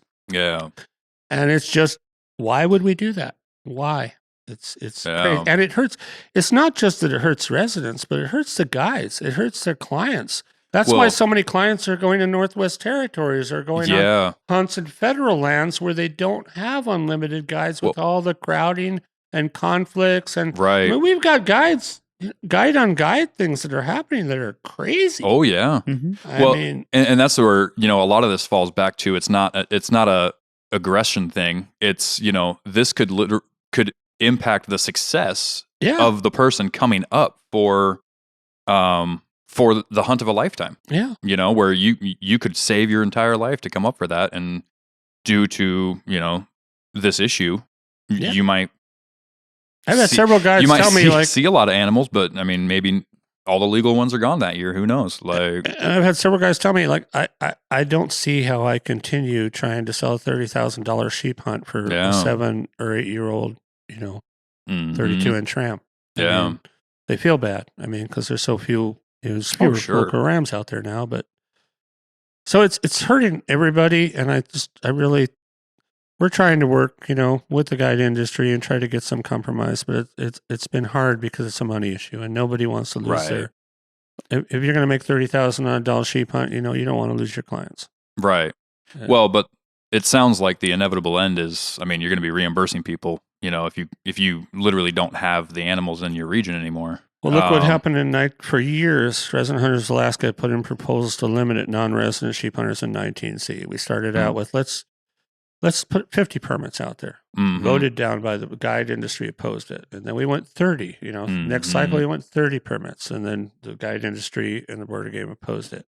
And then we got down to where it was so bad, the Board of Game introduced their own proposal to just ban all sheep hunting in 19C for everybody. I remember here. And this was after the year that non-resident guided hunters took 90% of the sheep. And then they wanted to ban residents from hunting sheep there. And so it was only our activism, and going to the meetings that got the board to amend that proposal to not include residents. But at the same time, and you'll see in the new proposal book, we put in a proposal next year, open it up to non-residents, just limit them. Yeah. Yeah, give them opportunity, but guides will make the point that the guide industry can't sustain itself on drop permits because we can't guarantee that we'll get clients. And this all goes back to unlimited guides. Yeah. Say you've got 20 guides in 19C that are guiding sheep, and we say, let's limit it to drop permits. And it's like, well, we can't book clients because we don't know that we're going to win our client's going to get a drop permit. Right. And then only the guys that do all the lower 48 shows and, go through hunt bookers are going to get all the clients. And so it becomes this never ending saga of disagreement where the guide industry won't budge. Sure. Yeah. And we get it. It's a money thing. We don't want to, but at the same time, the funny thing is the hypocrisy is, so for years, the guides were pushing this guide concession program to limit guides. So every time one of our proposals would be in to limit, let's say, non-resident sheep hunters, the Board of Game and the guide industry would say, well, we can't afford to do that because it would put some guides out of business and it would be a lot less money coming into the state through hunting licenses and tax. Of course, yeah. And then I would bring up, well, wait a minute. You're supporting the Board of Game and the guide industry supports this guide concession program. Well, what would that do? That would limit the number of guides in the field. That would also limit the number of non-resident clients that are in the field. That would also decrease the amount of funding to the department through license and tag sales. So in the end, both of those avenues, limiting non-resident hunters, are going to do the exact same thing. Sure. A lot of guides will go out of business. There'll be less money coming into the state, but it works better for guides because they have an exclusive area. Well, and then you've got the other monkey in the whole system, and that's the fact that license prices are not set by anybody but the legislature. And we got that increased. That took several years to get that done. We supported it, but we also asked for increase in resident tags. Mm-hmm. Yep, and there was. Yeah, we are a welfare state, and I'm sorry, people listening out there. I mean, all the animals you can hunt on a harvest ticket with just a $65 license or whatever, hunt, fish, trap. It's a lot. I mean, it's ridiculous. I mean, if we could just have a $50 sheep tag, I mean, get some money in the game from residents, and that would, because we hear residents don't pay anything. Non-residents are bringing in all the money, residents aren't, and it's true. But that's true in every state. Non-residents bring in the bulk of funding to fish and game departments because of higher license and tag fees. Absolutely. But residents should really have a skin in the game. And the fact that we hardly pay anything, it's No, I mean, it's crazy. I think I pay about $100-ish by the time I buy my king stamp and my waterfowl stamp and my hunting, fishing, trapping license. And all of it, right? Yeah. And I mean, sure, there's matching funds to go into management, PR money, and all of that. Money, yeah. But I mean, and that is a factor, right? I mean, a non-resident, if they buy, I mean, it's over $1,000. It's almost $1,200 for Well, it's $160 for their license. Yep. And then you got different tags. $800 for moose, so it's $1,000. $1,000. Yeah. $850 for sheep. Yeah. And some of the interesting arguments we make, we put in a proposal to the Fish and Game commissioner a few years ago, and so there's areas in the state where we allow 2 brown bear bag limit, where we want more bears taken. Okay. Mm-hmm. Yeah. So we always get this argument, by limiting non-residents, less money comes in and all this stuff. So we put this proposal. Look, in these areas out in Northwest Alaska, other areas in Southwest where you've got issues with brown bears and you want more brown bears taken, why don't we have, say, 200 permits available unguided? We've got 8,000 non-residents come to the state every year, DIY hunters to hunt moose and caribou, 8,000. Mm-hmm. Now, if we offered 200 brown bear permits unguided, how many of those 8,000 do you think would buy one? A lot of them would buy that permit. Yeah. And we figured it out. Just right there, it's $1 million. Mm-hmm. Yep. Just on the people applying the $5 fee and then paying for the brown bear tag. Mm-hmm. But guess who opposed it? The guide industry. Oh, well, they totally opposed it. And you know why? Because it's like, once people realize that you don't need a guide to take a brown bear, it's just going to spiral and, and make it so it's frustrating, because on these issues where we can bring in more money, allow more opportunity for DIY non-residents to take predators, which we want taken. Yeah. Right. I mean, and some of those units they even have for sale. Like in those areas, yes. Yeah. Maybe you can clarify something for me. And this more pertains to the resident listeners, but I've always been curious why there's the order of operations with the tags. And Carl, I'm sure, has some insight on this as well. But like here where we live, we're allowed 1 grizzly, right? But there's areas, as you just pointed out, where you can get 2. Yes. Or you can get whatever. But if I go down into that area and I shoot one, then I can no longer shoot one in my home area. Right. Whereas that one I killed down in the 2 bear area where they're trying to kill more bears doesn't count as the second bear towards that area. It counts as my first bear for the year. Yes. I was kind of wondering why the order of operations works that way, because it would seem like, well, if I'm allowed to kill one here, then I'm allocated that 1 bear. You're expecting me to hunt this area. If I go down there and I kill one, then that's just 1 of 2, right? Like, let's not talk about bears. Let's not talk about anything that has. We'll just talk about single animal bag limits. Mm-hmm. So let's say that you go. Yeah, because it works for caribou. It works for everything. We'll just say you're going down the Yukon, right? We're floating down the Yukon, right? North side's 1 unit, south side's another unit. Yeah. I can shoot a moose in each unit. Mm-hmm. If you're allowing somebody to shoot 1 bear or 1 moose or whatever on one side, that bag limit, they met that bag limit, but then they go to another unit, they can shoot that bag limit again. Well, no, I'm not saying that. They legally cannot do that. No, they cannot. That's why they have that in place, is you have to work in that order. But when you have something where the number is different, though. Yeah. So like when we're talking, like with moose, you're only allowed 1 moose, except for, I guess there is the one area. That's right. Yeah. That's right. Yeah. And so that's kind of where I'm going with Lower that. Yukon. Yeah. Where you have a 2 moose limit. Yeah, true. I forgot about that one for a second. Right. Yeah. And so it's I mean, you're talking about like going to a 1 bear or 3 black bear to a 5 black bear area or something like that. I mean, just think about it in terms of if you had paper harvest tickets in your hand, right? Like if you have 1 through 5 in your hand, you got to run them in order. Sure. Yeah. Right. And so by the letter of the law. Yeah. Right. So if you're in an area that has a 3 bear bag limit and you shot your first 3 and a 5, and you can still go in there and shoot, but you've got 4 and 5. How do they know where those first 3 came from? They don't. That's all. Yeah. So it's a tracking issue. Trust thing. Yeah. It's a trust, trust and tracking. And I mean, and troopers have brought that up before, especially like on the sale of grizzly bear hides and predator control areas. So it's like, how do we know you're selling this bear, but you got it from a predator control area? Yeah, right. That's a huge thing. That was one of their reasons for kind of opposing that when it first came out. The sale stuff. And I mean, and it's pretty minimal how many people sell grizzly bears. It is. Yeah. It's a lot of work. Goes into doing a grizzly bear and getting it tanned and expense and but I mean, I don't know if that helps explain it. I mean, it would.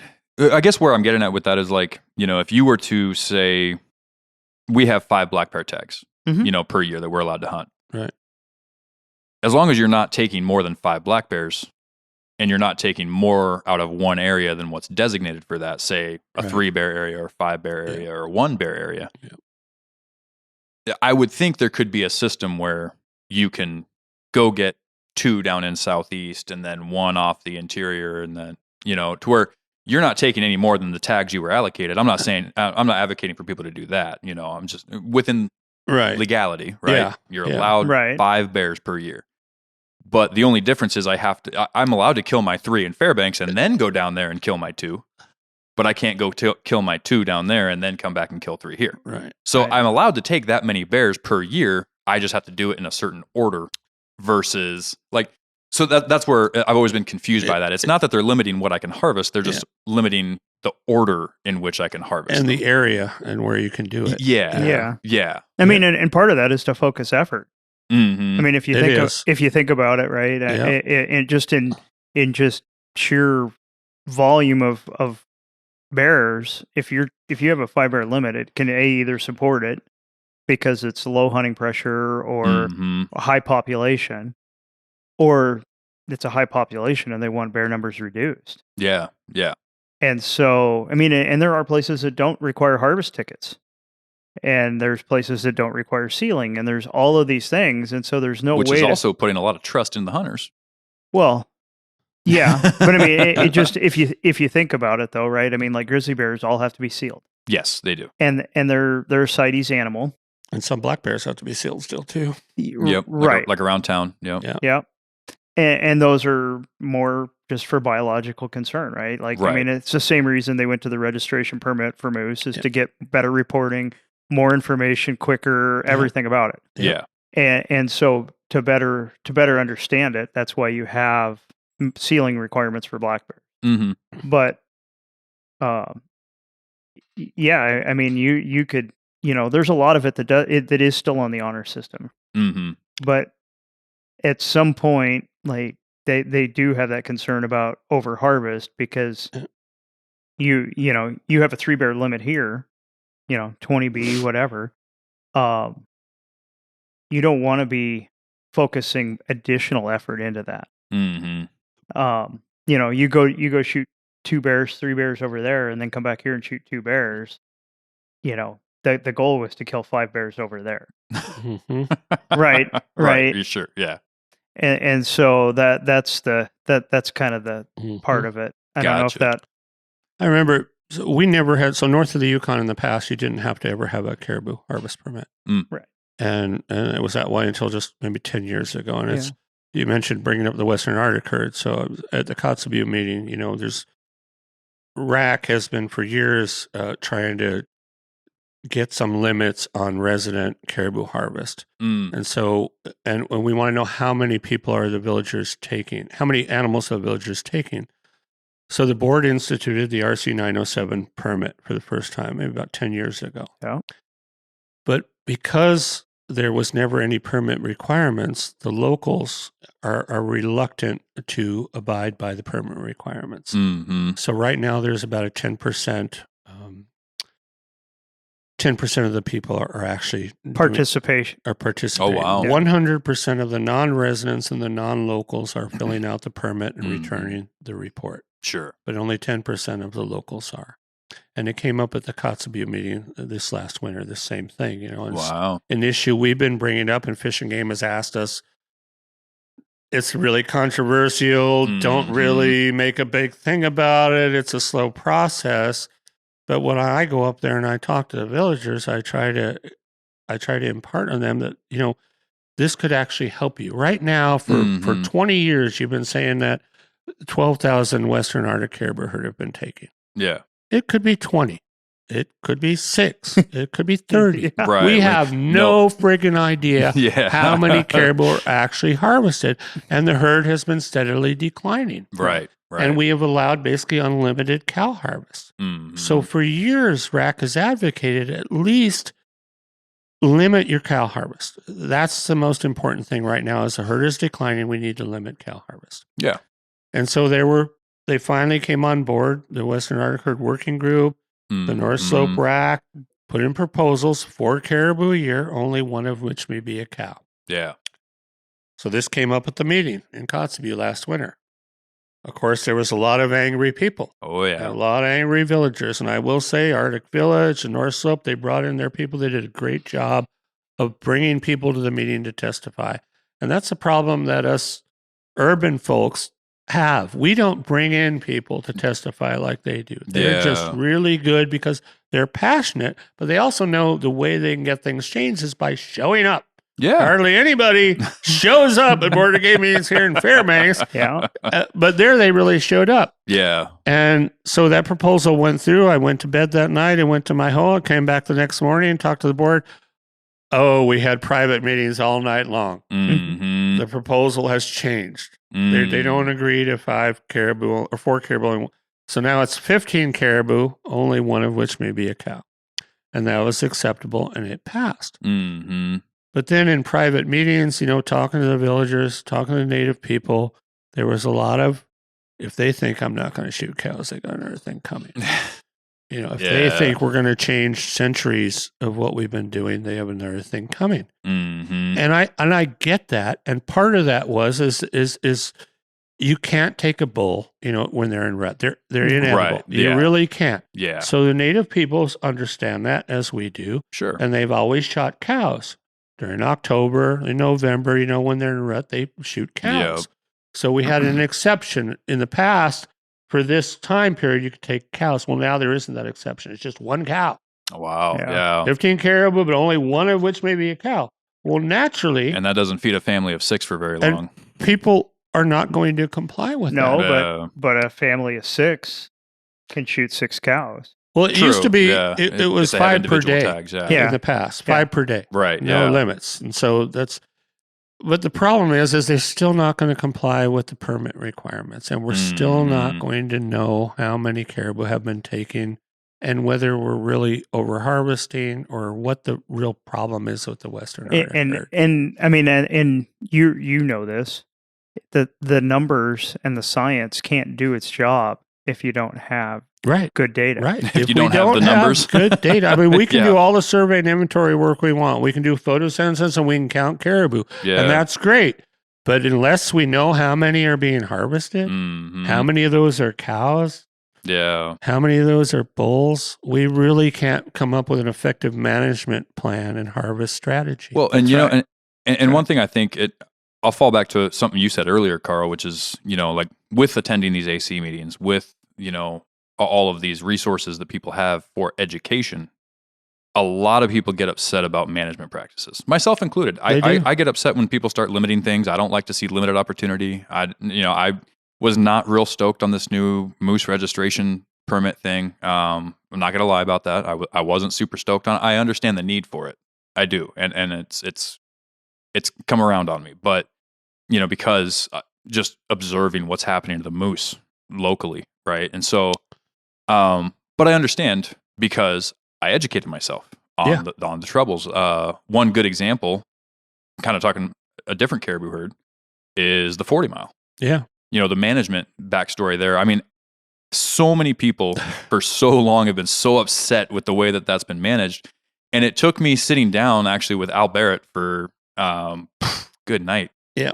We were talking for a good while, and he gave me the whole backstory as to what's been going on with that herd. And suddenly it made sense.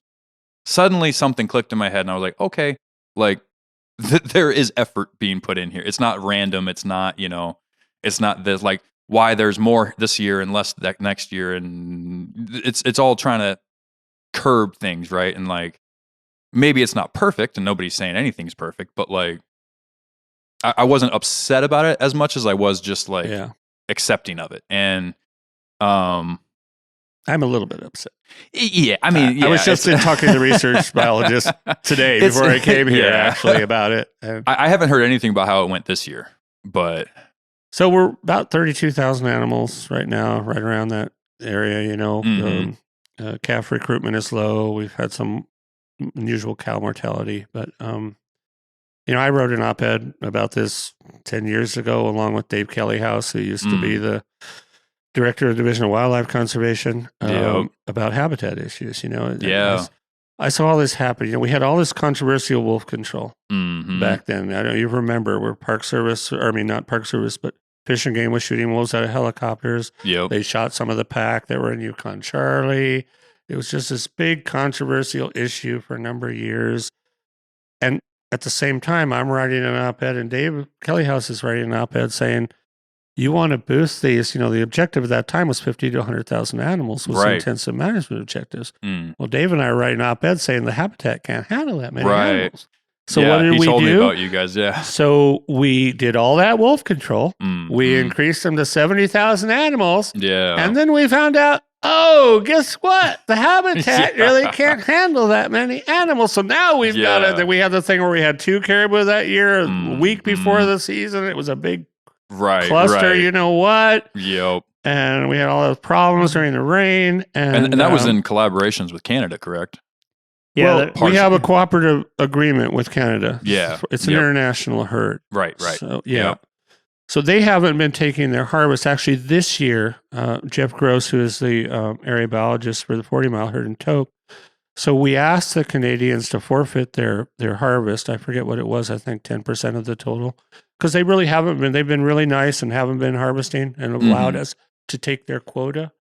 Well, this year, with things being so low, we asked them if they would forfeit their quota so we could have more of a quota, and they said no, which is understandable. I don't blame them for it. Sure, yeah. And so that's part of the reason why the quota was a little bit lower this year. But it's not, with the Nelchina herd now and, closed and everybody is coming here. Thankfully, we've got the Central Arctic herd. They're doing well where people Porcupine, but they don't get much to the road, So no, that's not a road accessible hunt. No, it's more of a Kaktovik, Barter Island. Fly out thing. Go to Kavik, maybe you'll get some 40 mile or some porcupine caribou. Yeah, they're like 200,000 animals. Yeah. So. And that's another issue is we don't know why are some herds, why is the Western Arctic herd decreased so much, so fast? We know caribou go up and down, and that's something we've known for a long time. Cyclical in nature, But we just, sometimes, we don't know why. And that's not the first time it's happened. It happened with the Mulchatnas. It's happened. Back.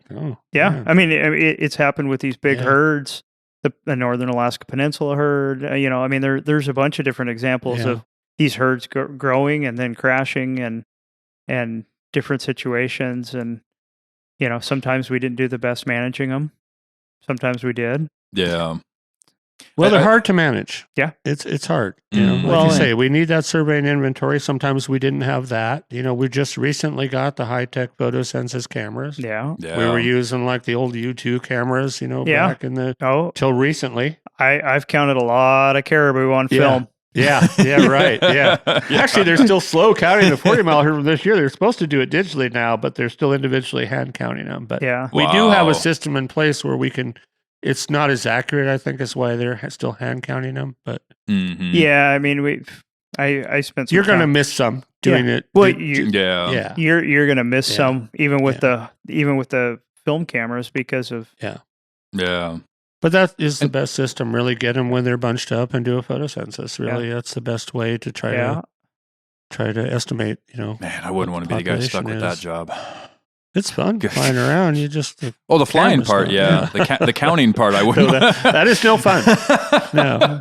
1001, 1000. Well, you got the clicker. Oh, where was I? Yeah. It's like when you're up in the air in the plane, you've got the clicker in your hand, and you're clicking how many sheep. Yeah. I mean, we used to have clickers, and I mean, I remember sitting in there with clickers and a little 8x magnifying glass. And, we used little clickers too. And we'd have, I think they were 8x8 sheets, and I would be in the conference room and I would lay out all the photos, and you'd find the landmarks, and you'd be drawing with Sharpies and making sure you didn't double count, and lining up landmarks and doing all of that, and then you'd have this layout, and you'd be like, you'd have your little box that you had to count, and then I actually came up with using like overhead projectors.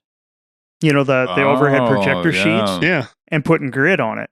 Oh yeah, that's the best way to do it. And then lay it on there, right? And then you'd have a row, and you could tally up each row. And if you tape it to it, somebody else can double check your work even. Gotcha. Because before we were just counting, and when you got 60 caribou on a 8x8 square, it's not too bad. But when you got 8,000. Yeah. Wow.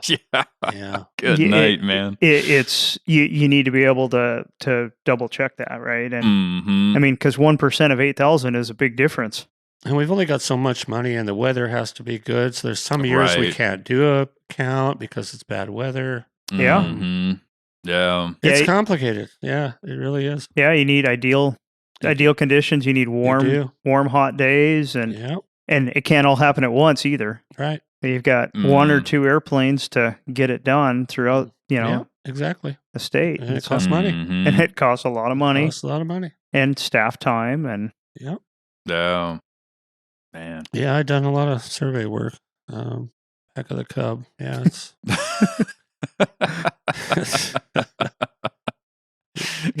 it gets old. A little cramped. I've been sick many times. Yeah. I just begged to please land me somewhere. Just land me. I can't circle anymore. I can't do it. Just land me and drop me off. I don't want to get back in the plane.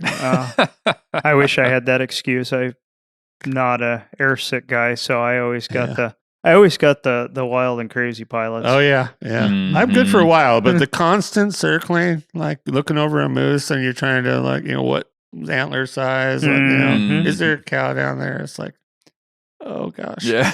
Did you ever get a chance to do any of the wolf surveys? No, I never did.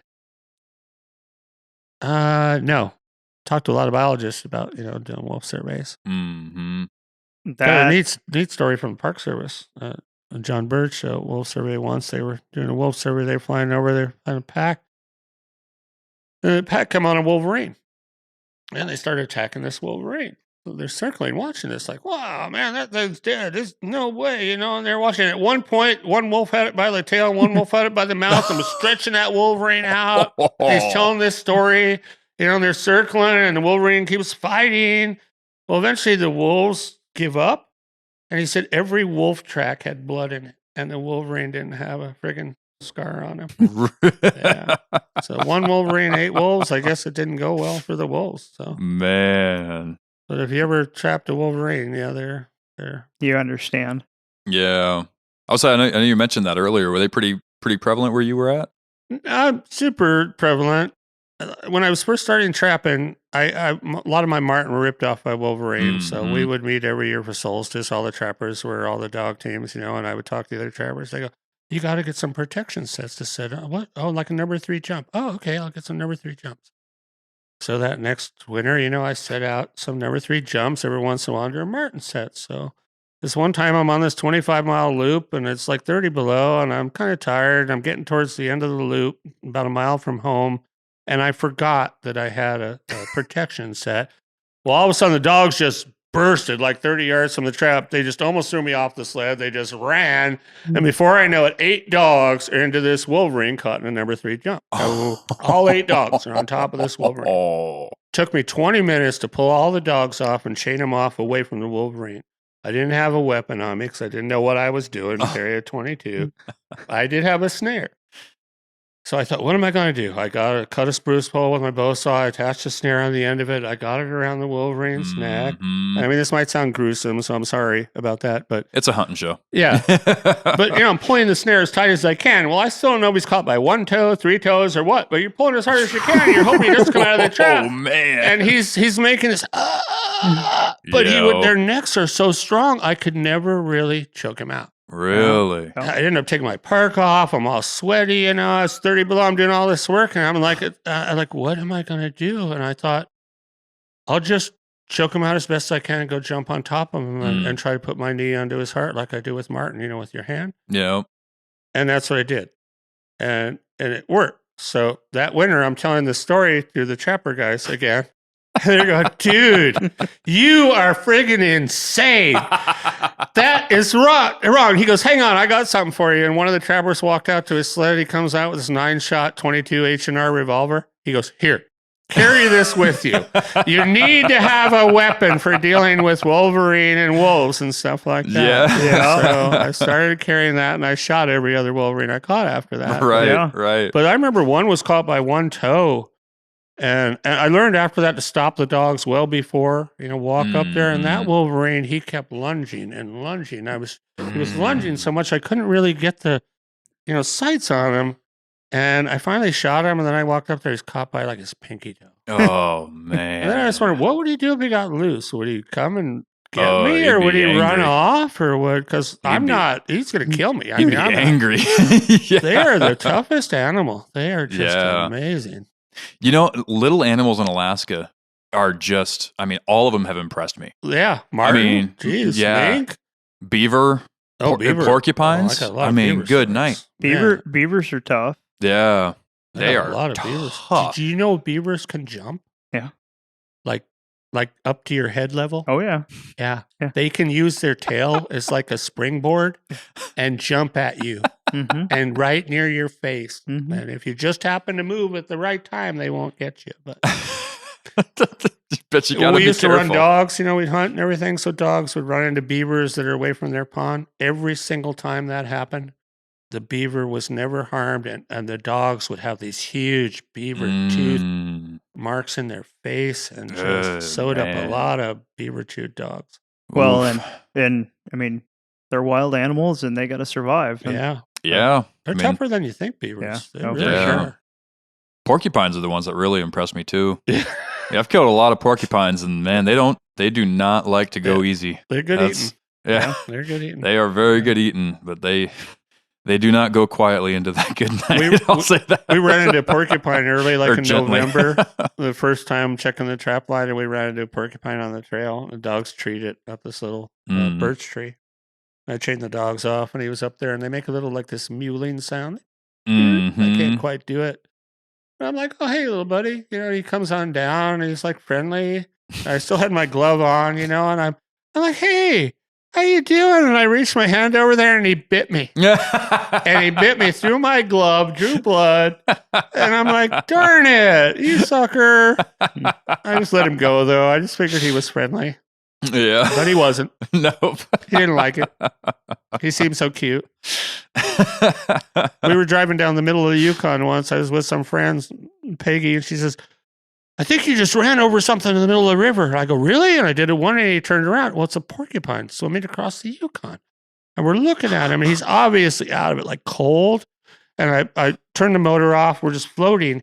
He swims right for the boat, crawls up the outboard, and tries to get in the boat. Really? So I think there were 5 of us in the boat at the time, my son, a few other friends. So we took a vote, like, this porcupine is cold and out of it. Let's let him in the boat. Well, the vote was 3-2 against letting the porcupine in the boat. He got outvoted. So Jerry, Peggy's wife was there, and he's clinging to the outboard shaft, with his claws and everything. And I go, Jerry. And Jerry was from the lower 48. He was on this Alaska trip of a lifetime. So, Jerry, it's no problem. Just grab his claws. I'll smush him down with the paddle while you grab his claws. And Jerry just goes and he grabs his claws. Oh, no. and I'm sort of smushing the porcupine down, and eventually he gets in the water. And And so we're all like, okay. And then we sort of separated ourselves. But then we wanted to see, does he even know what side he's going to? Because he was swimming from the north side to the south side when we got him. And he was really cold. I think it really helped him to get on the outboard for a while. And sure enough, he started swimming to the south side, and we rooted for him like a football player. We watched.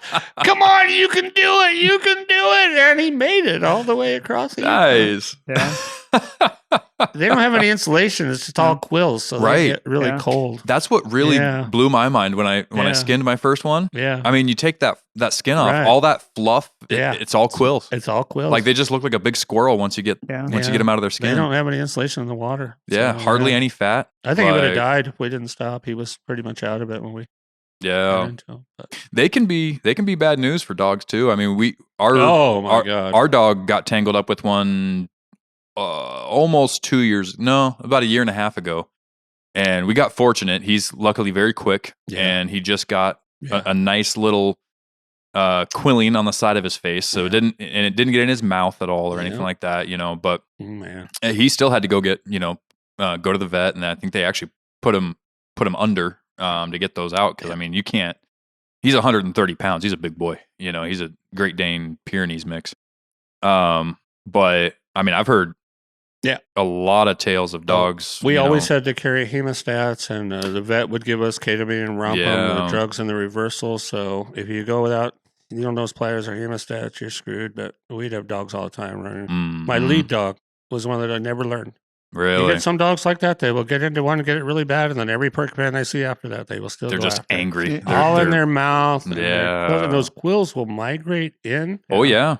Yeah. And then those poor dogs, they're just chomping because they don't know what is wrong. He had one of our bush rat trapper guys. He had one of his dogs got into a porcupine that fall, heavy in the chest. Mm-hmm. And I was visiting him that winter, I think in January, and we weren't out there to feed the dogs, and the dog was dead.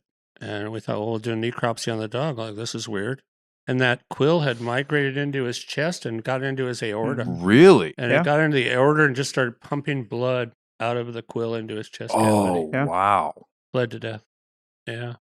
Yeah. Well, and they have, I don't know if it's a natural antibiotic, but they don't get infected like a regular stick. Like if you just got that in your finger. Oh, really? Yeah. They don't get infected like that. Yeah. I didn't know that. Yeah. I had an instructor in college that had one. We had a porcupine mount and it fell off at one point, I guess, and got him in his hand. It was all dried out and they were brittle and they broke off. And it was like migrating down his hand. Yeah. And it eventually got to the point where it ended up coming out underneath his fingernail. That's amazing. Wow. So they're a dangerous animal for dogs. Yeah. They really are. Yep. Bad news when they get tangled up with them. And some dogs won't let you pull the quills without putting them out.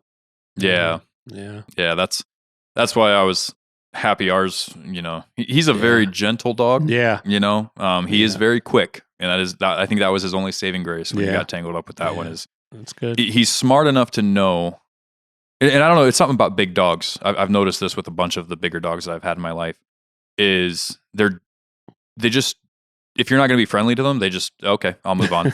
Like, like when you take him to the dog park and like a little dog starts yipping at him and snipping, he's just like, oh, okay. I'm big. I guess I won't hang out with you. Yeah. I guess I won't hang out with you then. Yeah. Like, and I guess same goes for wild animals. When that porcupine slapped him, he was just, oh, okay, I'm out. Like, didn't try to fight back or, get after it or anything. So, but yeah, it's bad news, man. It's especially when you're out there in the bush. Yeah, we learned that early on. One of the bush rats told us you got to carry those pliers or hemostats, and you better go to the vet and get some drugs. Yeah. One time I was going moose hunting, and the dogs got into a porcupine. Buddy, one of our other dogs, he got it really bad. He was one of the ones that you had to put out. So I gave him the ketamine, pulled all the quills, gave him the Rompum, which is the reversal agent. And I'm only 4 miles from home. I want to get to where I'm going lining. Like, buddy, come on. So he was up and kind of wobbly, but I figured he's okay. So I pulled the canoe off across the river. Well, he starts swimming, gets about like 20 yards to the river, and then he just floating downstream. Oh, no. Like, had to go rescue him, and we had to wait another hour before he finally came out of it. But That's funny. He's just all loopy trying to get out of it. He's all like a drunk dog. Kinda. I could see that after seeing animals come out of being under. Yeah. Yeah. I mean, the reversal thing worked pretty good, but it just took a little longer for him for some reason. Yeah. It was good old buddy. Yeah. So I did have one more question about Sure. your homestead out there. So, you said you started with like 10 by 16. Yep. And then you mentioned that was the first cabin. Yep. How extravagant did you guys get out there as far as your setup goes? So one of the other things, just moving out there from California, not really knowing anything, and we'd read some books on how to build a log cabin and all that. So we had known about this spot. People told us dead standing spruce is along the riverbank on a big bend called Beaver Bend. So we built right near the bank where the trees were. Mm-hmm. And that winter, the first bush rats from coming to the country, John McPhee's book came out, on their trap lines to visit, stayed the night there. And that was Dave Evans. And you can read about Dave on some other books too. But we called him Nation Dave because he lived on the Nation River. And Dave came over with his girlfriend and brought some caribou meat that night that he had got. Now, never had game meat ever. This is their first winter. Wow. Hands it down on the table I had built, on the counter I had built. And he says, "Here, cut this up for dinner." So then I cut it up for dinner. But then he complains. He goes, "Did you cut it against the grain?" And I go, "I just cut it." He goes, "It's all tough. You didn't cut it the right way." It's like, so we're learning these things like this. Sure, yeah. And so the next morning they spend the night. He goes, "Come outside. I want to show you something." He walks out the door and the bank is maybe 10 feet there. And he's a spruce right near the edge of the bank. He points up there about 8 feet high and he goes, "What do you think that is?" I go, "I don't know." "What is it?" He goes, "That's an ice scar." I go, "What's an ice scar?" He goes, "That's where the ice comes down during breakup and maybe it jammed here or whatever and got..." Mm-hmm. And I'm like, "You mean the ice is that high on the tree right next to where we built our cabin?" Oh, man. So these are the kind of things you don't learn until afterwards. So we made it about 10 years, and then we had a really bad breakup. It just took all 9 feet of that 10 feet of bank, and we were left with a foot. And we thought it was just going to keep taking it, but eventually the ice stopped coming. Mm-hmm. So then we rebuilt, which I labeled 50 years back. Mm-hmm. And now our cabin is 6 inches from the river again. And we had moved it. Wow. So I rebuilt. We used part of the old cabin, and I built a 14 by 16 log cabin with an Arctic entry, with an 8 by 6 Arctic entry. Mm-hmm. And then we lived in that, and then I put an addition on once we started having more kids, and then I put a second half loft on. So Lori and I, we had our own room. Kids had their own sort of upstairs. Yeah. They all slept upstairs. Yeah. Yeah. Very nice. Had to make it a little bit bigger. But, yeah. And you guys were able to have a garden out there and everything? Yeah, we grew a garden. We didn't do a huge garden. I mean, it could freeze. We lost a lot of potatoes in July. We started turnips because they would freeze easy. But yeah. We grew a garden every year. Also harvested, berries, mushrooms, sedges, of course. Whatever we could, harvest. Yeah. What we learned, were edible. Mm-hmm. Yeah. A lot of chaga tea out there. No, I never really liked chaga tea. Never did? No, I never did. It took a little while to grow on me, but I like it now. Oh, you do? Yeah. It's kind of, I was not a fan of the earthy flavor, kind of just dirt water, but after enough, my wife's a big fan of it, and she'll have a whole thing in the, just constantly brewing in the fridge there, and it's cold tea, so. Yeah. And you just top it off with water, and you keep, but it's good. Yeah. Throw a little bit of raw honey in there. Oh yeah, that's cool. It's pretty good stuff. It's good for you too. Comes right from the woods. Yeah, that's the way we like to live. That's why we do what we do. So. That's right. You said you like to read. Yeah. Have you ever come across the story about the Lykov family in Russia? Have you ever read that story? No. Oh, the family that missed World War II. Have you ever heard about that? No. In Siberia? Yeah. Yeah. Mm-hmm. Yeah, I mean, basically they took off in like 1936 into the and they weren't found until like the late 70s. Wow. Living off the woods? Yeah. Yeah. Yeah. I mean, and there, if you get a chance, you would really enjoy it. And I mean, they raised a family out there, the whole thing, and some geologists found them doing exploration, and Cool. they didn't even know World War II took place. Wow. No Isn't that kidding. the life? Wouldn't that be something not to know all that took place? No kidding. So nice. I mean, if you get a chance, that's the family that missed World War II. Yeah, and if you want to about the people that we were around, John McPhee coming to the country.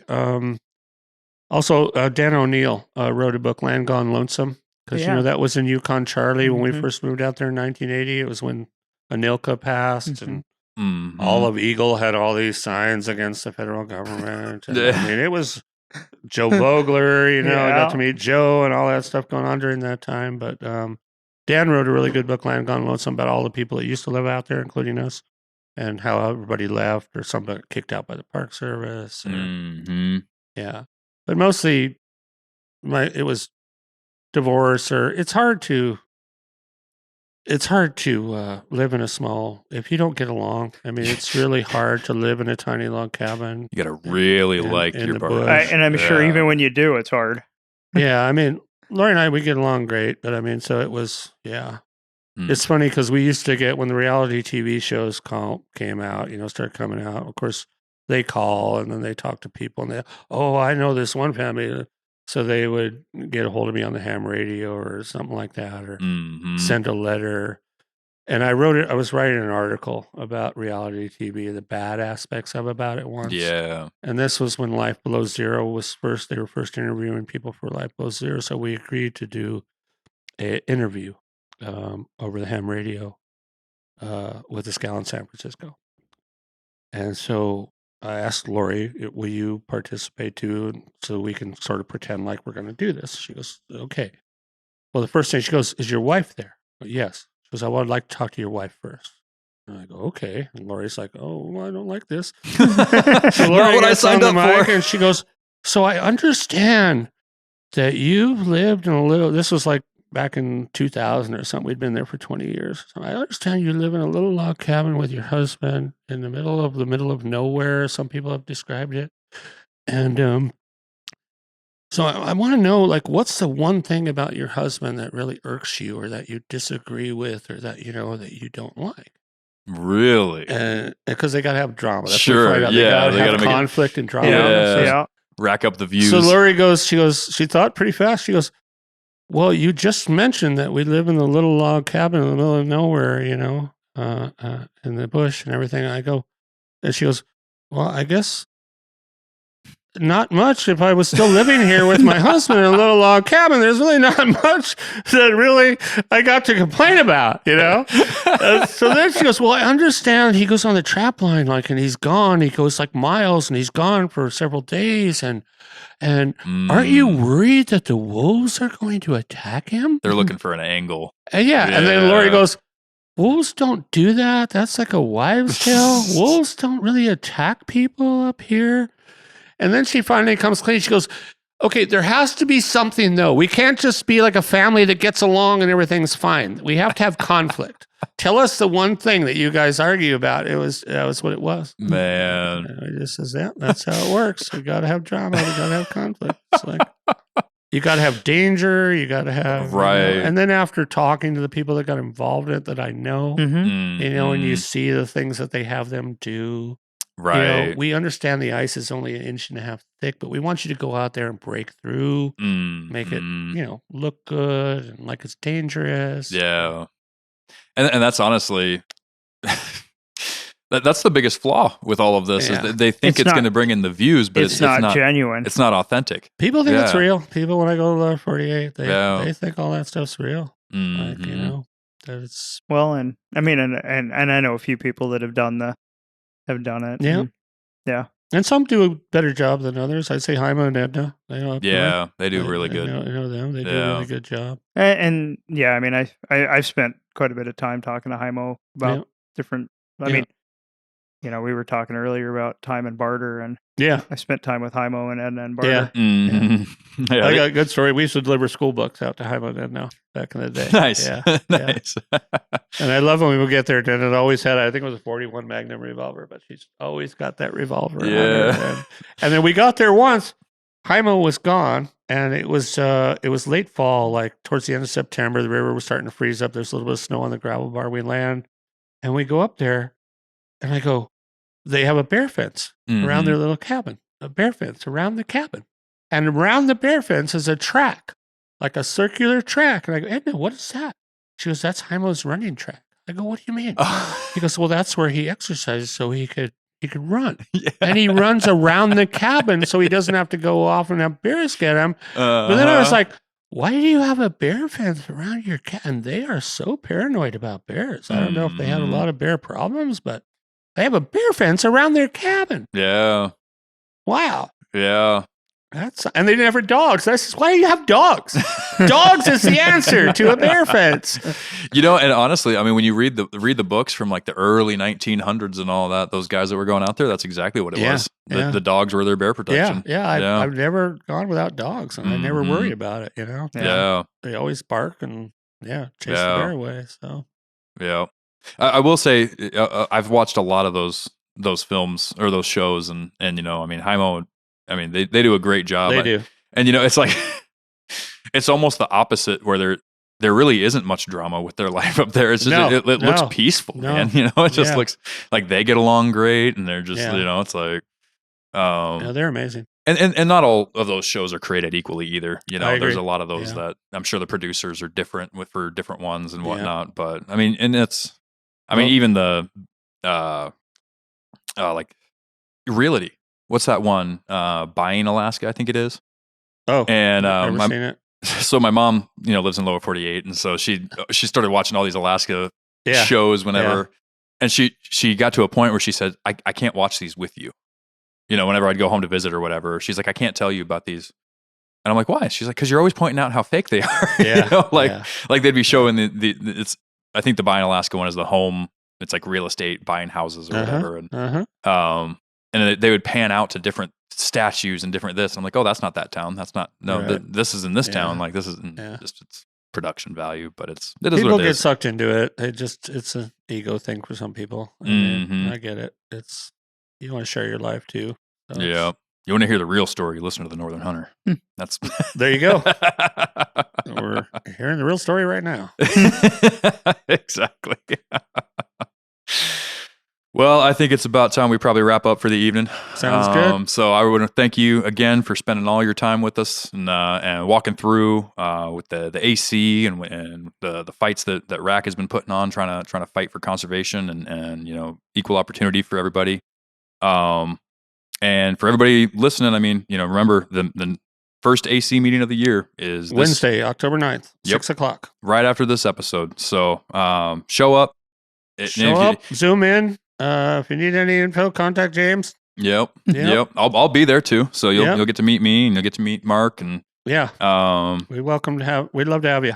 Yeah. Yep. And even if you don't have anything to say and you just want to learn, I mean, I love all the presentations that go on by the troopers and the biologists and the different, just all the information you learn. I mean, it's almost like my brain hurts whenever I'm leaving those meetings because it's so much information to take in at one time. But you guys also do a really good job of providing literature.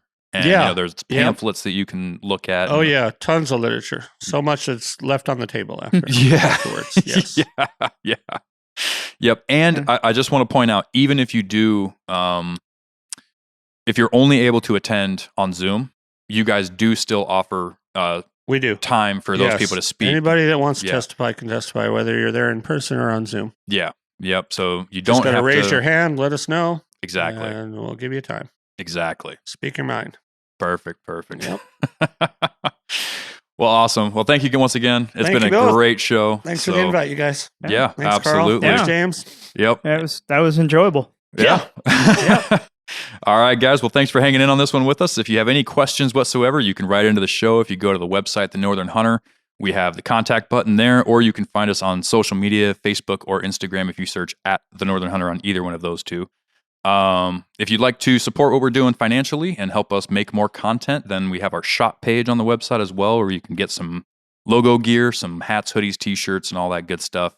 I've gotten a lot of great pictures of people wearing it, and we always love seeing people rock the logo. We've also got our partners page with different companies where they've agreed with or they like what we're doing and they want to help us out. They've provided us with discount codes for all of their products and whatnot. So you can go, it's all outdoor companies, great companies, and you can get their gear at a discount, get out in the woods and be a little more comfortable or a little bit better prepared. Mark, before I sign off, how can people get in contact with the organizations that you're a part of? Visit our website, www.residenthuntersofalaska.org. You'll see my contact info there. Come and see me at the AC meeting. Give me a call. My phone number is on our website. I'm happy to always answer questions. Anybody's got any questions, or happy to help out with anything. Board support page on the website. On our website, yes, we do have that info too. If you scroll down there, go to some of those links. We've got the Fish and Game website, the board website. And do you guys have any kind of a date worked out for your banquet this year? We haven't firmed it up, but it will be at the end of February. Okay. We're all also going to have a RHAK get together. I think November 1st or 2nd. Okay. In North Pole. So if you're a member, you'll get info on that. We'd love to have you. A nice potluck, a lot of game meat. We all share a harvest, so it's always fun. Right on. Yep. Thank you. All right. Well, guys, thanks again for hanging in, and until next week, get out there, get after it, and good luck. We'll see you there.